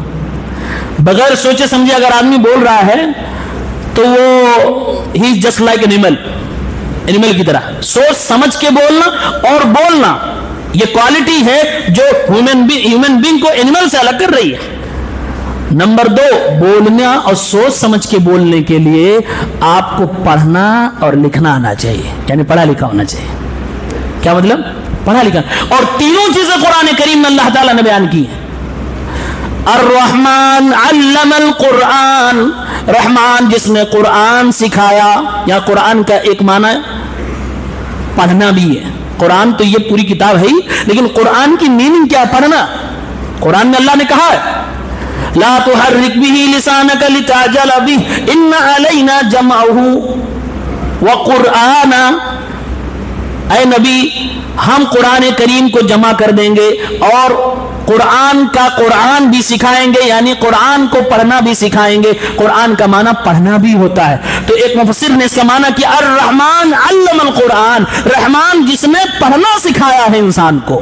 خلق الانسان، انسان کو پیدا کیا، تو یہ ہو گیا پڑھنے والی بات۔ وعلمہ البیان، اور انسان کو بولنا سکھایا، پڑھنا بھی سکھایا، بولنا بھی سکھایا، جی لکھنا بھی سکھایا۔ کہاں ہے؟ قرآن کریم کی وہ پہلی 5 آیتیں جو غار حرا میں اتری، کیا فرمایا؟ اقرأ بسم ربک الذی خلق خلق الانسان من علق اقرأ وربک الاکرم۔ پڑھیے آپ کا رب بڑا کرم نواز ہے، بڑا کرم کرتا ہے۔ الذی علم بالقلم، جس نے انسان کو قلم سے سکھایا، یعنی لکھنا بھی سکھایا ہے۔ اور قرآن میں اللہ تعالیٰ نے یہ بھی بتایا کس ہاتھ سے لکھنا چاہیے۔ ہاں لیفٹ ہینڈ کی رائٹنگ کرنے والے دیکھو، اپنے نبی کے بارے میں اللہ نے فرمایا اے نبی آپ امی کا مطلب یہ ہے کہ آپ you can not read and you can not write with your right hand, اے نبی آپ پڑھ نہیں پا رہے دیکھ کے، اور نہ ہی آپ کو لکھنا آتا ہے، اور تخطہ بیمینک، اس میں داہنے ہاتھ کا ذکر ہے، آپ داہنے ہاتھ سے نہیں لکھتے. اس کا مطلب قرآن اشارہ دے رہا ہے کہ لکھنا تو داہنے ہاتھ سے ہوتا ہے.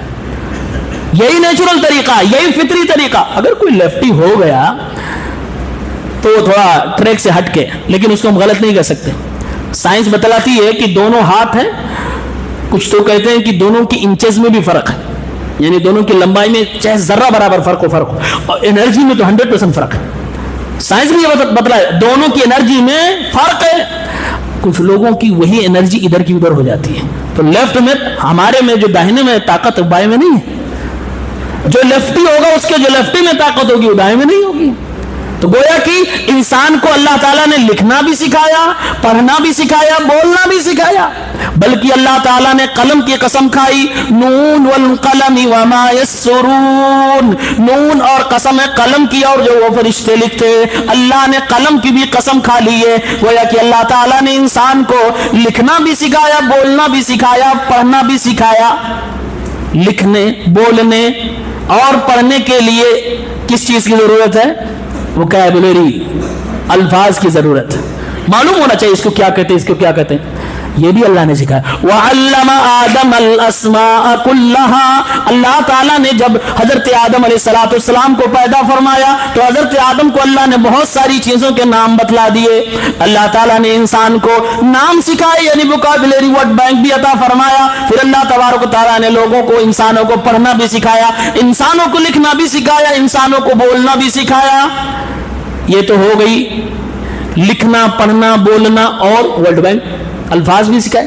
اب اس کے لیے منہ چاہیے، منہ چاہیے بولنے کے لیے. جی ہاتھ بھی چاہیے. اللہ تبارک و تعالیٰ نے قرآن میں کیا کہا؟ الم نجعل لہ عینین. ارے پڑھنے اور لکھنے کے لیے آنکھ کی بھی ضرورت ہے. فرمایا الم نجعل لہ عینین. کیا میں نے تمہارے لیے آنکھیں نہیں بنائی؟ وَلِسَانًا وَشَفَتَيْن. کیا میں نے تمہارے لیے زبان اور دو ہونٹ نہیں بنائے؟ بھائی لکھنے اور پڑھنے کے لیے آنکھ کی ضرورت ہے، زبان کی ضرورت ہے، ہونٹ کی ضرورت ہے. اور اگر زبان پوری طرح سے ٹھیک ہو، ہونٹ نہ ہو، نہیں بول سکتے. ہونٹ صحیح ہو، زبان صحیح نہ ہو، نہیں بول سکتے. کیا امپورٹنٹ چیز بتائی جا رہی ہے. لسان و شفتین، دو ہونٹ، ایک ہونٹ ہو دوسرا نہ ہو، نہیں بول سکتے. آواز فمبل کرے گی، آواز صاف نہیں نکلے گی. اور زبان، حافظ جی سے پوچھئے زبان کی اہمیت کیا قرآن پڑھنے میں. بغیر مخرج کے قرآن پڑھیں گے جاہل کہلائیں گے. قرآن کریم کو پڑھنے کا ایک طریقہ ہے، اس کے لیے زبان، اور زبان کے دائیں بائیں جو دانتوں کی سرکشا ہے، دانت اور زبان یہ دونوں مل کے قرآن کریم کے الفاظ نکالے جاتے ہیں. اب سلسلہ پورا دیکھیے اللہ کیا چاہ رہا ہے، قرآن کیا بتا رہا ہے کہ ہر مسلمان کو پڑھا لکھا ہونا چاہیے. ہر مسلمان کو پڑھا لکھا ہونا چاہیے. فرمایا انسان کو لکھنا سکھایا، بولنا سکھایا، انسان کو پڑھنا سکھایا، انسان کو دیکھنے کے لیے آنکھیں دی، انسان کو بولنے کے لیے زبان اور دو ہونٹ عطا فرمائے، انسان کو ہم نے چیزوں کے نام بھی سکھلا دیے ہیں. اب اتنی ساری چیزیں قرآن ہائی لائٹ کر رہا ہے، گویا کہ میسج دیا جا رہا، اے مسلمانوں تم میں سے ہر ایک کو پڑھا لکھا ہونا چاہیے اگر تم ترقی یافتہ قوم بننا چاہتے ہو. اور یہ آیتوں پہ ایک بار پھر سے نظر ثانی کریں. کیا کہا اللہ نے؟ الرحمن علم القرآن. رحمان رحم کرنے والا رب جس نے قرآن سکھایا. خلق الانسان، انسان کو پیدا کیا. علمہ البیان، اور بیان سکھایا. یہ چاروں ترتیب دے. رحمان، قرآن سکھایا، پیدا کیا، بیان سکھایا. سوال یہ ہے پہلے آدمی پیدا ہوگا کہ پہلے سیکھے گا؟ پہلے پیدا ہوگا کہ پہلے سیکھے گا؟ پہلے پیدا ہوگا، نارمل سی بات. لیکن اللہ تعالیٰ نے ترتیب جو آیتوں کی رکھی ہے، یہ ترتیب اللہ کی طرف سے. پہلے اللہ نے قرآن سکھانے کا ذکر کیا ہے، بعد میں اس کے پیدا کرنے کا ذکر. کیا مطلب ہے اس کا؟ مفسرین نے کہا اس کا مطلب یہ ہے کہ انسان کی تعلیم اتنی ضروری ہے کہ بلکہ اس کے کھانے پینے سے بھی زیادہ ضروری ہے۔ ابن قیم رحمۃ اللہ علیہ نے ایک جگہ لکھا ہے کہ اے لوگوں، اگر 3 ٹائم کا کھاتے ہو، 1 ٹائم پہ گزارا کر لو، لیکن اپنے بچوں کو تعلیم ضرور دو۔ تمہارے جینے کے لیے 1 ٹائم کھانا کافی ہے، لیکن جاہل رہنا تمہارے لیے بہت ہانیکارک اور خطرناک ہو جائے گا۔ آج مسلمانوں میں سب سے زیادہ جاہلیت، صرف دین کی نہیں دنیا کی بھی جاہلیت ہے۔ ایک ہوتا ہے کمانا، ایک ہوتا ہے ہنر اور اسکل سے کمانا، ٹیلنٹ سے کمانا۔ دونوں میں اور دونوں کے سماج میں پاور کا فرق ہوتا ہے۔ جو محنت مزدوری کر کے کما رہے ہیں بغیر علم کے، بغیر کسی ٹیلنٹ کے، وہ کما رہے ہیں، اللہ روزیہ دے رہا ہے، کوئی حرج کی بات نہیں۔ کھانے کو تو گدھا بھی کھا رہا مزدوری کر کے، کوئی حرج کی بات نہیں۔ لیکن جو ٹیلنٹ اور اسکل سے کما رہے ہیں، جو بزنس سے کما رہے ہیں، جو اپنے دماغ اور ہنر سے کما رہے ہیں، اپنی قابلیت اور صلاحیت سے پڑھ لکھ کے کما رہے ہیں، وہ جب مالدار بنتے ہیں تو مالداری کے ساتھ ساتھ پاور بھی ان کے پاس ہوتا ہے۔ فرق سمجھے؟ مسلمانوں کو اسی پہ کام کرنا، ایجوکیٹ کرو پھر مالدار بنو، حلال کماؤ، ایجوکیشن کے ساتھ، ٹیلنٹ کے ساتھ، صلاحیت و قابلیت کے ساتھ۔ تم اکیلے نہیں، پورے قوم کو لے کر آگے بڑھو گے۔ یہ قرآن کی تعلیم ہے۔ اسی لیے کہا گیا الرحمن علم القرآن، رحمان کی رحمت سب سے پہلے یہ ہے کہ انسان کو قرآن پڑھنا آئے، انسان کو علم آئے، پڑھنا آئے، اور اس کے بعد کیا خلق الانسان، انسان کو پیدا کیا۔ جبکہ یہ تھا کہ پہلے پیدا ہوگا انسان پھر قرآن سیکھے، نہیں، اللہ نے فرمایا پہلے قرآن۔ اس کا مطلب قرآن کو سیکھنا بہت ضروری ہے، کھانے پینے سے زیادہ۔ آج ہمارے خرچے ہوتے ہیں کھانے پینے پہ، کپڑے پہ بہت خرچے ہوتے ہیں، پڑھائی پہ نہیں ہوتے۔ 200 روپے میں حافظ جی چاہیے ٹیوشن قرآن پڑھانے والا، جی 200 روپے میں، اور 80 روپے کا پیزا کھلا دیں گے روزانہ، 2 دن میں 200 کھلا دیں گے، پیزا برگر چاکلیٹ۔ لیکن مہینے بھر قرآن پڑھانے کے لیے 200 روپے والا، 500 روپے والا، شہروں میں 1000 روپے والا چاہیے، 2000 مولانا صاحب کیا بات کر رہے، ادھر تو 600 روپے میں پڑھا رہے ہیں آپ نے ادھر۔ اچھا، ہر چیز میں لوگ کوالٹی ڈھونڈتے ہیں، دین کی تعلیم میں کوالٹی نہیں ڈھونڈتے۔ یہ نہیں کہتے کہ آپ اگر 2000 لے کے پڑھا رہے ہو تو آپ اچھا پڑھاتے ہو، آپ کی کوالٹی اچھی ہے، کہتے انہوں 700 میں پڑھاتے، یہ نہیں دیکھتے وہ کیسے پڑھا رہا ہے۔ ہر چیز میں کوالٹی، اس میں کیوں نہیں کوالٹی دیکھ رہے ہو؟ جی اس میں بھی کوالٹی دیکھو نا، ہر آدمی برابر نہیں پڑھاتا، سب کا الگ الگ ٹیلنٹ ہوتا۔ جی یہ سورہ رحمان میں ایک چیز بہت بار بار دہرائی گئی، کیا ہے؟ فَبِأَيِّ آلَاءِ رَبِّكُمَا تُكَذِّبَانِ، کتنی بار ہے؟ کتنی بار ہے؟ ہاں، ایک دن مجھ سے گزشتہ رمضان میں کسی نے فون کر کے سوال کیا، مولانا صاحب وہ شرارت کر رہا تھا، جی کہہ رہے یہ بتائیے کہ سورہ رحمان میں کتنی آیتیں ہیں؟ میں نے کہا اس سے کیا لینا تھا بھائی، قرآن کھول کے دیکھ لو، اب یہ کوئی سوال پوچھنا ہوا؟ کہہ رہے نہیں، میں جاننا چاہ رہا تھا اس لیے میں نے آپ کو فون کر دیا۔ میں نے اسی لیے صرف فون کیا کہ کتنی آیتیں، تو یہ شرارت تھی۔ لیکن کم سے کم قرآن بار بار پڑھ، پنج سورہ پڑھنے والے لوگ ان کو تو پتا ہونا چاہیے کہ فَبِأَيِّ آلَاءِ رَبِّكُمَا تُكَذِّبَانِ کتنی بار ہے، جی کتنی بار ہے۔ آپ کے محلے کے سامنے سے کوئی آدمی دن میں 5 بار گزر جائے، آپ گن لیں گے، ایک ہفتے کے بعد کہیں گے 7 × 5 = 35، ایک ہفتے میں 35 بار یہ آیا ہے۔ یہ بار بار آپ پڑھ رہے، پوری زندگی نہیں گن سکے، ضروری نہیں ہے، لیکن جان لو 31 بار۔ کتنی بار ہے؟ 31۔ ایک ہی بات کو، سیم الفاظ، سیم پیغام 31 بار کیوں؟ کیا ہے وہ؟ فَبِأَيِّ آلَاءِ رَبِّكُمَا تُكَذِّبَانِ، which of the blessings of your Rabb will you deny? Which of the blessings of your Rabb will you deny? کون سی نعمت کو، کون سی طاقت اور قدرت کو تم انکار کرتے رہو گے؟ یہ ہے پیغام۔ اور یہ کس سے کہا جا رہا ہے؟ ربکما، both of you، رب آف یو، تمہارے، تم دونوں کے رب، 2 کمیونٹی کو مخاطب کیا، انسان اور جنات۔ جناتوں اور انسانوں بتاؤ تم دونوں اپنے رب کی کون کون سی نعمتوں کا انکار کرو گے اور کون کون سی طاقت اور قدرت کا انکار کرو گے؟ اعلیٰ جو لفظ ہے یہ علن سے بنا، علن، علن، یہ عربی کا لفظ، اسی کی جمع اعلیٰ، جزاک اللہ خیر۔ اعلیٰ، اعلیٰ کا مطلب ہوتا ہے نعمتیں، اور ایک مطلب ہوتا ہے قدرتیں، یعنی قدرت اور نعمت دونوں مراد ہے۔ ایک مفسر نے اسی فبی آلاء ربکما تکذبان پہ ریسرچ کیا اور بہت بہترین بات لکھی ہے، میں اس کی تحقیق پیش کر رہا ہوں. کہا کہ قرآن سورہ رحمان جب ہم پڑھتے ہیں تو شروع میں عجائبات خلق پیش کیا گیا، یعنی اللہ تعالیٰ نے مخلوقات عجیب و غریب جو پیدا فرمائی، اپنی قدرت جو مخلوقات میں دکھائی ہے، ان ساری چیزوں کو پہلے بیان کیا. مرج البحرین یلتقیان، یہ سب چیزیں آپ کو ملیں گی. کہا اس بیچ میں 8 مرتبہ اللہ نے فبأي آلاء ربكما تكذبان کہا ہے. ہم نے سورج اور چاند کو ایسا بنایا، آسمان کو ایسا بنایا، سمندر کو ایسا بنایا، مشرق و مغرب کو ایسا بنایا. اس طریقے سے 8 بار اللہ تعالیٰ نے بیان کیا فبأي آلاء ربكما تكذبان، یعنی اللہ تعالیٰ نے اپنا پاور زمین و آسمان میں جو کچھ بنایا ہے اس کو ذکر کر کے ہر بار کویشچن کر رہا ہے تم اپنے رب کی کون کون سی نعمت کا انکار کرو. یہ 8 ہو گیا. پھر اس کے بعد اللہ تبارک و تعالیٰ نے آگ اور آگ کی ہولناکیوں کا ذکر کیا ہے، اور اس پس منظر میں 7 مرتبہ فبأي آلاء ربكما تكذبان کا. گنتے جائے 8 اور 7 کتنا ہو؟ 8 + 7 15. پھر اس کے بعد اللہ تعالیٰ نے کہا وَلِمَنْ خَافَ مَقَامَ رَبِّهِ جَنَّتَانِ، جو اللہ تعالیٰ کے سامنے کھڑے ہونے سے ڈر جائے اور اللہ تعالیٰ کو اپنے اوپر نگراں سمجھ کر ڈر جائے، اس کے لیے 2 جنتیں ہیں. اس پس منظر میں اللہ تعالیٰ نے 8 بار فبأي آلاء ربكما تكذبان کا. 15 + 8 کتنا ہوا؟ 23. اس کے بعد اللہ تعالیٰ نے کہا وَمِن دُونِهِمَا جَنَّتَانِ، اور ان دونوں جنتوں کے علاوہ بھی 2 جنتیں ہیں.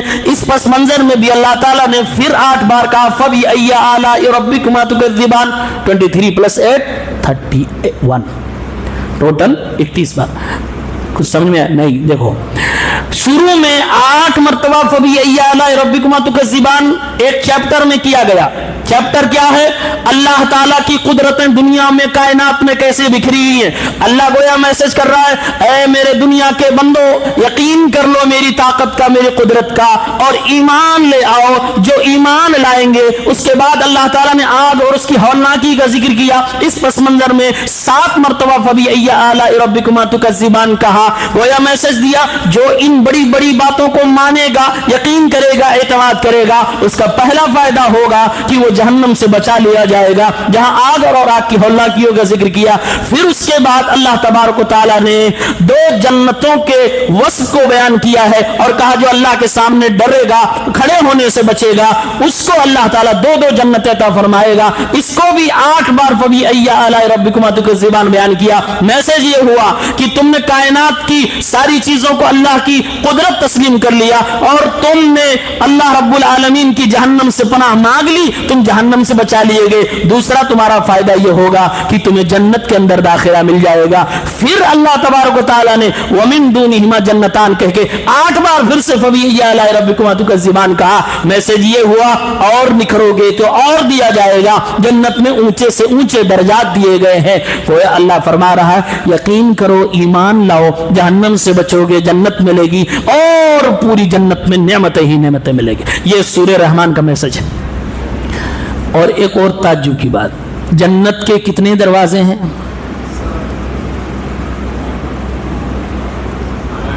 8. جنت والے چیپٹر میں ٹاپکس پہ 8 بار فبأي آلاء ربكما تكذبان، اور جہنم کے کتنے ہیں؟ اس ٹاپک پہ فبأي آلاء ربكما تكذبان 7 بار ہے. یہ قرآن ہے، عجائب سے بھرا ہوا ہے، معجزات سے بھرا ہوا ہے. پھر اس کے بعد اللہ تبارک و تعالیٰ نے فرمایا اسی سورہ رحمان یعرف المجرمون بسیماہم فیؤخذ بالنواصی والاقدام. قیامت کے دن جو مجرم ہیں ان کو ان کی سیما سے پہچان لیا جائے گا. سیما، سیما بہت فیمس ہے، وہ نہیں. سیما عربی میں کہتے ہیں نشانی کو. اپنے انڈیا میں ایک بار کہا گیا نا کہ لوگ کپڑوں سے پہچانے جا رہے نا، یہ جہنم میں ہوگا. دنیا میں کپڑوں سے مت پہچانو، یہ جہنم میں لوگوں کو کپڑوں سے پہچانا جائے گا، ان کی نشانیوں سے پہچانا جائے گا. وہاں کپڑا کیا ہوگا؟ آگ کا کپڑا. یعرف المجرمون بسیماہم، مجرموں کو ان کی نشانیوں سے پہچان لیا جائے گا. فیؤخذ بالنواصی والاقدام، پھر پیشانی کے بال اور پیر پکڑ کے جہنم میں پھینک دیا جائے گا. مجرم پہچان لیے، پھر پیشانی کے بال اور قدم، نواسی، ناسیت ان کی جمع، یہ پیشانی کے بال کو کہا جاتا جی ہاں، بہت ہپی لوگ رکھتے ہیں، بہت خطرناک بال رکھتے ہیں۔ پیشانی کے بال پکڑ کے اور قدم پیر پکڑ کے اقدام اللہ تعالیٰ کے فرشتے جہنم میں پھینک دیں گے۔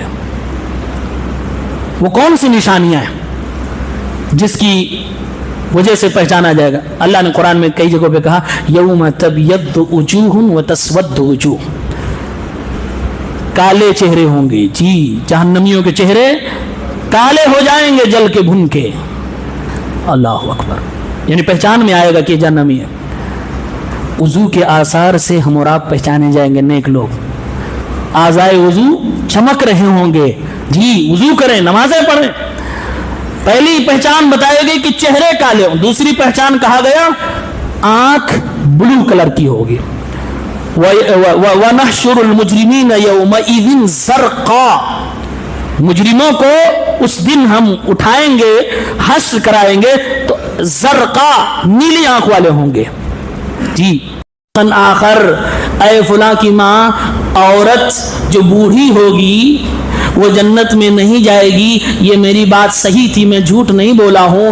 میرے کہنے کا مقصد یہ ہے کہ اس بوڑھی عورت کو اللہ تعالیٰ نئے سرے سے جوان بنا دے گا اور پھر اس کو شابتن بکرا، اللہ تعالیٰ اسے جوان بنائے گا، کنواری بنا کے جنت میں ڈالے گا۔ کہا یہ بات ہے جی۔ اب عورت خوش ہو گئی، اب وہ خوش ہو گئی تو یہ مذاق میں کوئی حرج نہیں ہے۔ ہم اور آپ کا مذاق بہت ڈیفرنٹ ہوتا ہے، مذاق کر رہے ہیں اپنی خوشی کے لیے، اگلا ڈپریشن میں چلا جا رہا۔ ہاں، مذاق کر رہے ہیں مذاق کے لیے، تھوڑا محفل جمے، اور لیکن جس کا مذاق بن رہا وہ ڈپریشن میں چلا گیا۔ وہ سوچ رہا ہے بیچارہ کہ محفل میں روزانہ میرا ہی مذاق کیوں بنتا ہے، دوسرے کیوں نہیں بن رہا ہے۔ تو مذاق کر سکتے، اس پر بھی ایک مستقل کتاب ہے، ایک بہت بہترین عالم دین نے کورونا کے ٹائم پر کتاب لکھی تھی کہ اللہ کے نبی صلی اللہ علیہ وسلم کیسے مذاق کرتے تھے، کیسے، کیا لمیٹیشن ہے، کیا جائز ہے، کیا ناجائز ہے، اور اس پر بھی اسپیشل آپ کو کوئی ایک پروگرام سننا چاہیے، یہ بہت ضروری چیز ہے۔ آج ہم اور آپ اچھے اچھے لوگ مذاق کرتے ہیں، حدیں پار کر جاتے، جھوٹ بول رہے ہیں، مذاق کہتے ہیں ارے مولانا مذاق کر، مذاق میں بھی جھوٹ۔ جنت میں جگہ عطا فرمائے، بہت پریشان ہے، اللہ اس کو جنت عطا فرمائے، دنیا میں کامیابی دے، برکتیں نازل فرمائے۔ آپ نے فرمایا کہ بوڑھی عورت جنت میں جائے گی، مطلب وہ جائے گی تو جوان ہو کے جائے، بوڑھی کہاں وہاں رہے گی، اور خوش ہو گئی۔ اور آپ نے پھر اس کے بعد قرآن کریم کی یہی آیت تلاوت کی، انا انشأناہن انشاء، اللہ نے فرمایا کہ ہم عورتوں کو دوبارہ سے انہیں پیدا کر دیں گے، عروبا فجعلناہن ابکارا، پھر ہم کنواری بنا دیں گے، عروبا ترابا، انہیں ہم محبت کرنے والی اور ہم عمر بنا دیں گے، لاصحاب الیمین، داہنے ہاتھ والوں کے لیے، دائیں طرف جو لوگ ہوں گے ان کے لیے بات ہو رہی۔ تین چیزیں بتائی گئی کہ جنت کی عورتیں ابکارا عروبن اترابا، ابکارا مطلب کنواری، ورجن، یہ جنتی حوریں آلریڈی ہیں ایسی۔ دنیا کی عورتیں جو ہماری اور آپ کی بیویاں ہیں، ان کو جنت میں لے کے جاؤ جی، اکیلے نہیں نماز روزہ، اس کو بھی کرواؤ، یہ کہہ کے نہیں کہ میں کہہ رہا ہوں تو کرو، یہ کہہ کے کہ میں اکیلے جنت میں نہیں، تم کو ساتھ لے کے جاؤں گا۔ وہ غیر مسلم کیا بولتے ہیں، 7 جنم، 7 جنم کا پھر نہیں، ہمارا 7 جنم نہیں، ہمارا انلمیٹڈ لائف ٹائم کے لیے بھائی، in this world and after that, پوری زندگی کے لیے اس کا سہارا ہمارا، اس کا ساتھ ہے جی۔ وہ ہم لوگ کبھی کبھی چڑھاتے ہیں کہ تم لوگ تو پتہ نہیں کب طلاق دے دو، نہیں، ارے بیوی ساتھ میں ہو، جنت میں ساتھ میں پہنچ گئے، وہاں بھی وہ بیوی رہے گی، چھٹکارا لینا بھی نہیں، وہی بیوی جائے گی جو دنیا میں اپنے شوہر کو خوش رکھتی ہے۔ اس لیے آدمی خوش کرنے والی بیوی سے چھٹکارا کہاں چاہتا ہے، تو جنت میں جائے گی تو یہاں خوش ہو وہاں خوش رہنا۔ اللہ تعالیٰ یہی دنیا کی عورتوں کے بارے میں فرما رہا ہے کہ ان کو ہم کنواری بنا دیں گے جی۔ اس لیے مفسرین نے کہا کہ ہر بار جنتی مرد اپنی بیویوں سے ملے گا، ملنے کے بعد دوبارہ اللہ تعالیٰ اس کو کنواری بنا دے گا، ہر بار اس کو کنواری بنا دیا جائے گا، جنتی حوریں ہوں یا دنیا کی عورتیں ہوں۔ دوسری چیز فرمایا عروبن، ان کو محبت کرنے والی بنایا گیا ہے۔ عروبن کا مطلب کیا ہے، عربی میں ہوتا ہے اعرب فلان فی قولہ، کسی آدمی نے اگر بہت فصاحت و بلاغت، بہت اچھے انداز میں، نرم مزاج سے، میٹھے الفاظ کے ساتھ آپ سے اگر بات کرے، اس کو کہتے ہیں اعرب فلان فی قولہ. یہاں عورتوں کے بارے میں عربن کہا گیا، جس کا ترجمہ عام طور سے ترجمہ نگار لکھتے ہیں محبت کرنے والی، لیکن اس کا اصلی معنی کیا ہے؟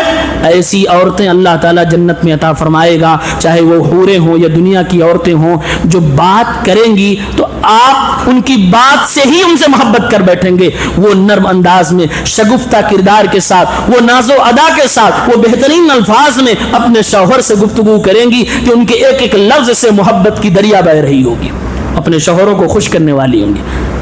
اور اگر بیوی اچھے سے بولے، اللہ کی قسم ہے اس کی شکل اتنی معنی نہیں رکھتی، شوہر محبت ضرور کرے گا. یہی دنیا میں عورتوں کی کمی ہے، یہی ایک بس. یہ خوبصورت ہے، یہ ایسے بس 1-2 سال کی بات ہے. اس کے بعد پھر کیریکٹر ہی مانا رکھتا ہے، چال چلن، گفتار، کردار، بات کیسے، یہی سب دیکھتے ہیں. میری تو 10 سال ہو گئی شادی ہوئے. جس کی بیویاں دونوں ہیں، یعنی خوبصورت بھی ہیں، بات بھی اچھی کرتی ہیں، ٹیلنٹڈ ہیں، سیرت و صورت، اللہ نے اس کو دنیا ہی میں جنت عطا فرما دی ہے. بہت خوش نصیب ہے ایسے لوگ. لیکن اگر دنیا میں اچھی عورت، یعنی خوب سیرت آپ کو مل جائے، اچھی عورت مل جائے، تہذیب والی مل جائے، پڑھی لکھی عبادت گزار مل جائے، اللہ کی قسم یہ دنیا کی بڑی نعمتوں میں سے سب سے بڑی نعمت ہے. اللہ نے جنتی عورت کے بارے میں بتایا، بات کر کے اپنے شوہر کا دل جیت لے گی، اسی لیے محبت کرنے والے. اور یہ فارمولہ اگر دنیا میں بھی عورتیں اپنا لیں تو شوہر کا دل جیت سکتی ہیں. یہی ان کے یہاں کمی ہے، بولتی زیادہ ہے. زیادہ بولیں تب بھی پرابلم کم ہے. خراب بولتی ہیں جی، تانا بولتی ہیں جی، ہاں 99 گفٹ دیے ہو، ایک بار اگر آپ نے مس کر دیا تو آپ کو کہا جائے گا آپ نے کبھی دیا ہی نہیں. یہ اللہ کے نبی نے کہا، میری بات نہیں ہے. اللہ کے نبی فرماتے ہیں احسان کرتے جاؤ کرتے جاؤ. ایک بار کبھی اگر مس ہو گیا، عید میں کپڑا نہیں دے پائے، کہے گی آج تک آپ نے کہاں دیا ہے؟ آپ دوسروں کو دلاتے، ہم کو کہاں دلا رہے ہیں؟ اگر شوہر نے خود نہ لیا ہو تو ایک بار ہو سکتا ہے اچھی بیوی کہہ دے آپ نے نہیں لیا، اچھا نہیں لگتا ہے، لیکن نہ اپنا لو یا نہ اس کو دلاؤ، ورنہ سارے سال بھر کی محنت، کھلانا پلانا سب کچھ پانی ہو جائے گا. کہہ دے گی. اللہ تعالیٰ ہماری بیویوں کی حفاظت فرمائے. یہی زبان درازی اللہ کے نبی بتا رہے ہیں، اسی کی وجہ سے عورتیں زیادہ جہنم میں جائیں گی. اللہ تعالیٰ یہی علاج جنت کی عورتوں میں کر دے گا. وہ اچھا بولیں گی، کوئی ٹینشن والے الفاظ نہیں، پیار بھرے الفاظ، پیار بھرا انداز ہوگا. تیسری چیز اترابا. اترابا کیا مطلب ہے؟ اترابا یہ تربن کی جمع. اچھا عربی میں مٹی کو کیا کہتے ہیں؟ تراب. اسی سے بنا اترابا، تراب. اسی لیے حضرت علی کا لقب کیا تھا؟ ابو تراب، مٹی والے، مٹی کے باپ. تربن سے بنا ہی اترابا. اس کا ترجمہ کیا جاتا ہم عمر. بھائی مٹی سے ہم عمر کا کیا لینا؟ جی لینا دینا. کہا جا رہا ہے کہ وہ عورتیں اپنے شوہروں کی ہم عمر ہوں گی، ایسے ہم عمر ہوں گی جیسے وہ شوہر اپنی بیوی کو بچپن سے جانتا ہو، اور وہ بچپنا جس بچپنے میں وہ دونوں زمین میں مٹی میں کھیلا کرتے تھے. جی آج دنیا میں لوگ کہتے ہیں بچپن کا پیال ہے، وہاں ہوگا. ہم عمر عورت ہو، سوچ ایک ہوگی، اور دونوں ایک دوسرے کو انجوائے کریں. یہ جنت کے اندر نعمتیں ملنے والی. جی میں جنت کی بات کر رہا ہوں. دنیا میں یہ کوالٹی پیدا ہو جائے، اللہ تعالیٰ سب کو توفیق عنایت فرمائے. تو یہ قرآن کی وہ آیت ہے جو ہم اور آپ کو حوصلہ دیتی ہے، انسپائر کرتی ہے نیک کام کرنے کے لیے، اور اپنی بیویوں کو نیک کام کرنے پہ ابھارنے کے لیے، تاکہ وہ جنت میں جائیں ان کوالٹیز کے ساتھ ہمارے ساتھ آئیں، اور ہم ان کے لیے اچھے ہوں، وہ ہمارے لیے اچھے ہوں. اللہ تعالیٰ دنیا میں جتنے مسلمان جوڑا ہے سب کو جنت نصیب فرما، آمین. اس کے بعد سورہ حدید ہے. اس کے اندر بڑی سختی ہے، بڑی ہیبت ہے، بڑی قوت ہے. لوہا طاقتور ہوتا ہے، جی لوہا طاقتور ہوتا ہے، لیکن لوہے کو لوہا کاٹ دیتا ہے. لوہا طاقتور ہے، لوہے کو لوہا کاٹ رہا ہے، اور لوہے کو آدمی موڑ دیتا ہے اپنے دماغ سے. لوہے کا آکار بدل رہا ہے اپنے دماغ سے. یہ جالیاں لگی، دیکھو کیسے کیسے ڈیزائن بنی ہوئی. یہ کس نے کیا ہے؟ یہ سب اسی مانو نے کیا ہے، اسی انسان نے کیا ہے. تو رب العالمین نے دنیا میں بہت طاقت کی چیزیں پیدا کی ہیں، لیکن ان سب کو اللہ نے انسانوں کے لیے مسخر کر دیا ہے. انسان ان سب کے ساتھ جیسا چاہتا ہے، جیسا کھیلتا ہے. یہ اللہ کا دیا ہوا دماغ، اس پر بھی انسان کو اللہ کا شکر ادا کرنا چاہیے. فرمایا لوہا ہم نے نازل کیا ہے، نازل کیا ہے. आसमान से सरिये उतरे हैं? लोहा कहां से निकलता है? जमीन से नाजिल किया। क्या मतलब हुआ? एक साहब मिले तो वो कम्युनिस्ट की तरह बात करते हुए, एक बात बहुत फेमस है लोगों में, बाज लोग जो अल्लाह को नहीं मानते, इबादत नहीं करते, जो थोड़ा दहरिया टाइप बोलते, इंसान पता नहीं क्यों ऊपर वाले को हमेशा याद कर रहा है, ऊपर वाले को पता नहीं क्यों याद कर रहा है। जितनी चीजें इंसानों को जरूरत की हो सब तो जमीन से निकल रही हैं, अनाज, पानी और ये सारे मादनियात, जितने मेटल्स निकल रहे हैं, सोना चांदी पेट्रोल, सब जमीन से निकल रहे हैं। फिर इंसान ऊपर वाले की इबादत क्यों कर रहा है? ये कम्युनिस्ट दहरियों की तरफ से कहा जाता है। लेकिन ये पागल भूल जाते हैं, कुरान में कई जगहों पे अल्लाह ने फरमाया हमने आसमान से पानी नाजिल किया, आसमान से रिज्क के फैसले किए जाते हैं, आसमान से ही ये सब कुछ कंट्रोल किया जा रहा है जो जमीन से तुम्हें मिल रहा है। वही अल्लाह अगर चाह ले तो जमीन गल्ला नहीं उगा सकती, वही अल्लाह चाह ले सूखा पड़ जाएगा, वही अल्लाह चाह ले समंदर बेकाबू हो जाएंगे, वही अल्लाह चाह ले जमीन से कोयले निकलेंगे, आग निकलेंगे, वही अल्लाह चाह ले आसमान से भी आग की बारिश कर सकता है। लिहाजा वो जमीन के अंदर से खजाने जो भी निकल रहे हैं उसमें से अक्सर खजाने आसमान की बारिश से हो रहे हैं जी। इसीलिए कुरान करीम में कहा गया, उन्होंने कहा ये भूल गए कि जो कुरान में बार बार कहा गया हमने आसमान से बारिश नाजिल की, बारिश नाजिल की। अरे दुनिया के खजाने कहीं से भी आ रहे हो, कंट्रोल किसके हाथ में? अल्लाह के हाथ में। इसीलिए हम अपने रब की इबादत करते हैं। खजाने की इबादत करना ये कोई अच्छी बात है? ये बेवकूफ वाली बात है। खजाने के मालिक की इबादत कर रहे हैं। भाई लोग कह रहे हैं धरती हमारी माता है, इसकी पूजा करो ना, ये तो खजाना है। खजाने के मालिक की पूजा करो, उस रब की इबादत करो जो इन खजानों का मालिक है। ये सूरह हदीद का पैगाम है। और अल्लाह ने कहा वमनाफिउ लिन्नास, लोहे में लोगों के लिए बहुत नफा की चीज है जी। लोहे से क्या क्या नहीं आप बना सकते? लोहे से जंगी हथियार बनता, गाड़ियां बनती, मशीनें बनती, तलवार बनती, बंदूक बनते, छुरी चाकू तक बनते हैं जी। किचन में भी बहुत फायदे हैं लोहे के। तो ये अल्लाह की नेमतों में से एक नेमत है जिसके नाम पे ये सूरत पड़ी है। फिर अल्लाह तबारक व तआला ने हमें और आपकी जिंदगी को संतुलन बनाने के लिए एक बहुत ही बेहतरीन बात बतलाई है। कहा मा असाबा मिन मुसीबतिन फिल अर्दि वला फी अनफुसिकुम इल्ला फी किताबि मिन क़ब्ल अन नबराहा।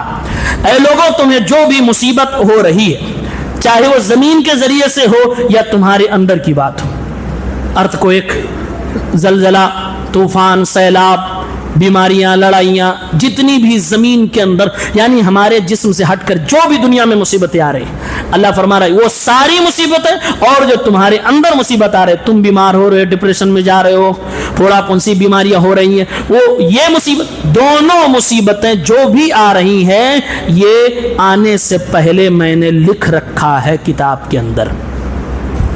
जो सर में दर्द हो रहा है वो भी लिखा है, आपको एक फोड़ा फुंसी वो भी लिखा है, आप खांसे हैं, खांसने में ब्लड निकलेगा कि बलगम निकलेगा वो भी लिखा है।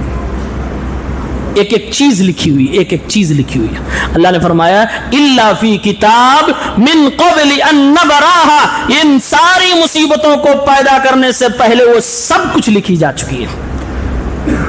मुसीबत की दो किस्में अल्लाह ने इसमें की, एक वो जो तुम्हारे अंदर है, एक जो तुम्हारे से बाहर है। दोनों मुसीबतों में फर्क क्या है? जमीन की मुसीबतें जो हमसे बाहर आउटसाइड में, वो सारी मुसीबतों से इंसान को ज़हनी परेशानी होती है। क्या होती है? ज़हनी परेशानी। और जिस्म के अंदर जो मुसीबत आती है इससे आमतौर से हिस्सी परेशानी होती है, यानी महसूस होता। अगर किसी को बीमारी हो, दर्द हो रहा है, आपसे जिक्र करेगा, आप वो नहीं फील कर पाएंगे जो वो फील कर रहा है। आपका करीबी, जितना गहरा आपका रिश्ता होगा उतने ही आपको टेंशन होगा, यार क्या बताएं दर्द में, लेकिन दर्द आप नहीं फील कर सकते। आप महसूस कर रहे हैं, जहनी तौर से महसूस करके आप परेशान हो रहे हैं, इसलिए आप उसके लिए दुआएं कर रहे हैं, आप उसको इलाज करवा रहे हैं। लेकिन जब आपके ऊपर वही आ जाए फिर आप एक्चुअल में महसूस कर रहे हैं, फिर आपको दर्द हो रहा। तो अल्लाह ने ये दोनों किस्म की बीमारियां और मुसीबतों को, एक जहनी और एक हिस्सी, कहा ये दोनों तरह की जो मुसीबतें तुम्हें हो रही हैं ये सब कुछ पहले से किताब में लिखा हुआ है। और पैदा करने से पहले, किसके पैदा करने से पहले?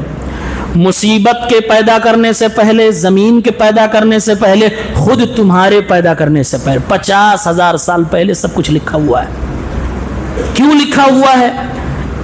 ان ذالک علی اللہ یسیر، کہا کہ یہ لکھنا تعجب کی بات نہیں. اگر آپ کو پہلے سے پتا ہو کہ سال بھر میں کیا ہو رہا، آپ کے سامنے پورا فیوچر دکھ رہا ہو، تو آپ نوٹ ڈاؤن کر سکتے ہیں. اللہ کو سب کچھ پتا ہے، اس لیے اس نے لکھا ہے. اس لیے فرمایا کہ مجھے ساری چیزیں معلوم ہیں، اسی لیے میرے لیے کوئی مشکل بات نہیں تھی کہ ہونے سے پہلے کسی چیز کو میں لکھ دوں. ان ذالک علی اللہ یسیر، یہ اللہ کے لیے بہت آسان ہے. کیوں لکھا؟ اللہ نے 2 وجہ بتائی. لکی لا تأسوا علی ما فاتکم، نمبر 1 تاکہ تمہارا اگر کچھ نقصان ہو جائے، گھر مکان بزنس کاروبار ختم ہو جائے، بیماری کی وجہ سے تمہارا کوئی قریبی مر جائے، یا جسم کے کسی حصے کو نقصان ہو جائے بیماری کی وجہ سے، تو اس فوت ہو جانے کی وجہ سے، وہ چیز ضائع ہو جانے کی وجہ سے تم ٹینشن نہ لو، اس لیے میں نے لکھا ہے. کیا مطلب؟ دوسری چیز وَلَا تَفْرَحُوا بِمَا آتَاكُمْ، اس لیے سب کچھ پہلے لکھا ہے تاکہ تم کو جو کچھ مل رہا ہے اس کی وجہ سے زیادہ اچھلو کودو نہ. اس کا مطلب اللہ یہ بیان فرما رہا ہے تقدیر پہ ایمان رکھو. تقدیر پہ ایمان رکھو گے، جو چیزیں چھن جائیں گی اس پہ تمہیں اتنا افسوس نہیں ہوگا کہ ڈپریشن میں جاؤ خودکشی کر لو، اور اگر تمہیں نعمتیں ملیں گی تو تمہیں اتنا غرور نہیں ہوگا کہ تم اپنے آپ کو فرعون کہنے لگو، قارون کہنے لگو، حامان کہنے لگو. گویا کہ اللہ فرما رہا ہے نعمتیں چھنیں گی تو درد ہوگا، اس میں کوئی حرج کی بات نہیں، لیکن اس درد کو لے کر اتنا آگے بڑھ جاؤ کہ ایسے لگے کہ تم تقدیر کو نہیں مان رہے ہو، مرے جا رہے ہو کہ نہیں یار میرے ساتھ کیوں ہو گیا، کیسے ہو گیا، نہیں ہونا، ارے لکھا تو ہو گیا، بات ختم. قدر اللہ ما شاء فعل، بات ختم ہو گئی. اللہ کے نبی کے بیٹے کا انتقال ہوا، گود میں لیے بیٹھے، گود میں لیے آپ کے بیٹے ابراہیم کا انتقال ہوا. اللہ کے نبی کی آنکھ سے آنسو نکل پڑا. بیٹے کا انتقال ہوا بھائی، 3 بیٹے، تینوں کا انتقال ہو گیا، یہ بیٹا گود میں. اللہ کے نبی فرما رہے ہیں اے رب العالمین آنکھ سے آنسو بہ رہے ہیں، دل میرا غم زدہ ہے، لیکن میں کوئی ایسی بات نہیں کہوں گا جو تقدیر پہ اعتراض ہو جائے، جو تیرے خلاف ہو جائے. اے اللہ میں درد میں ہوں، یعنی کہ درد کی اجازت ہے.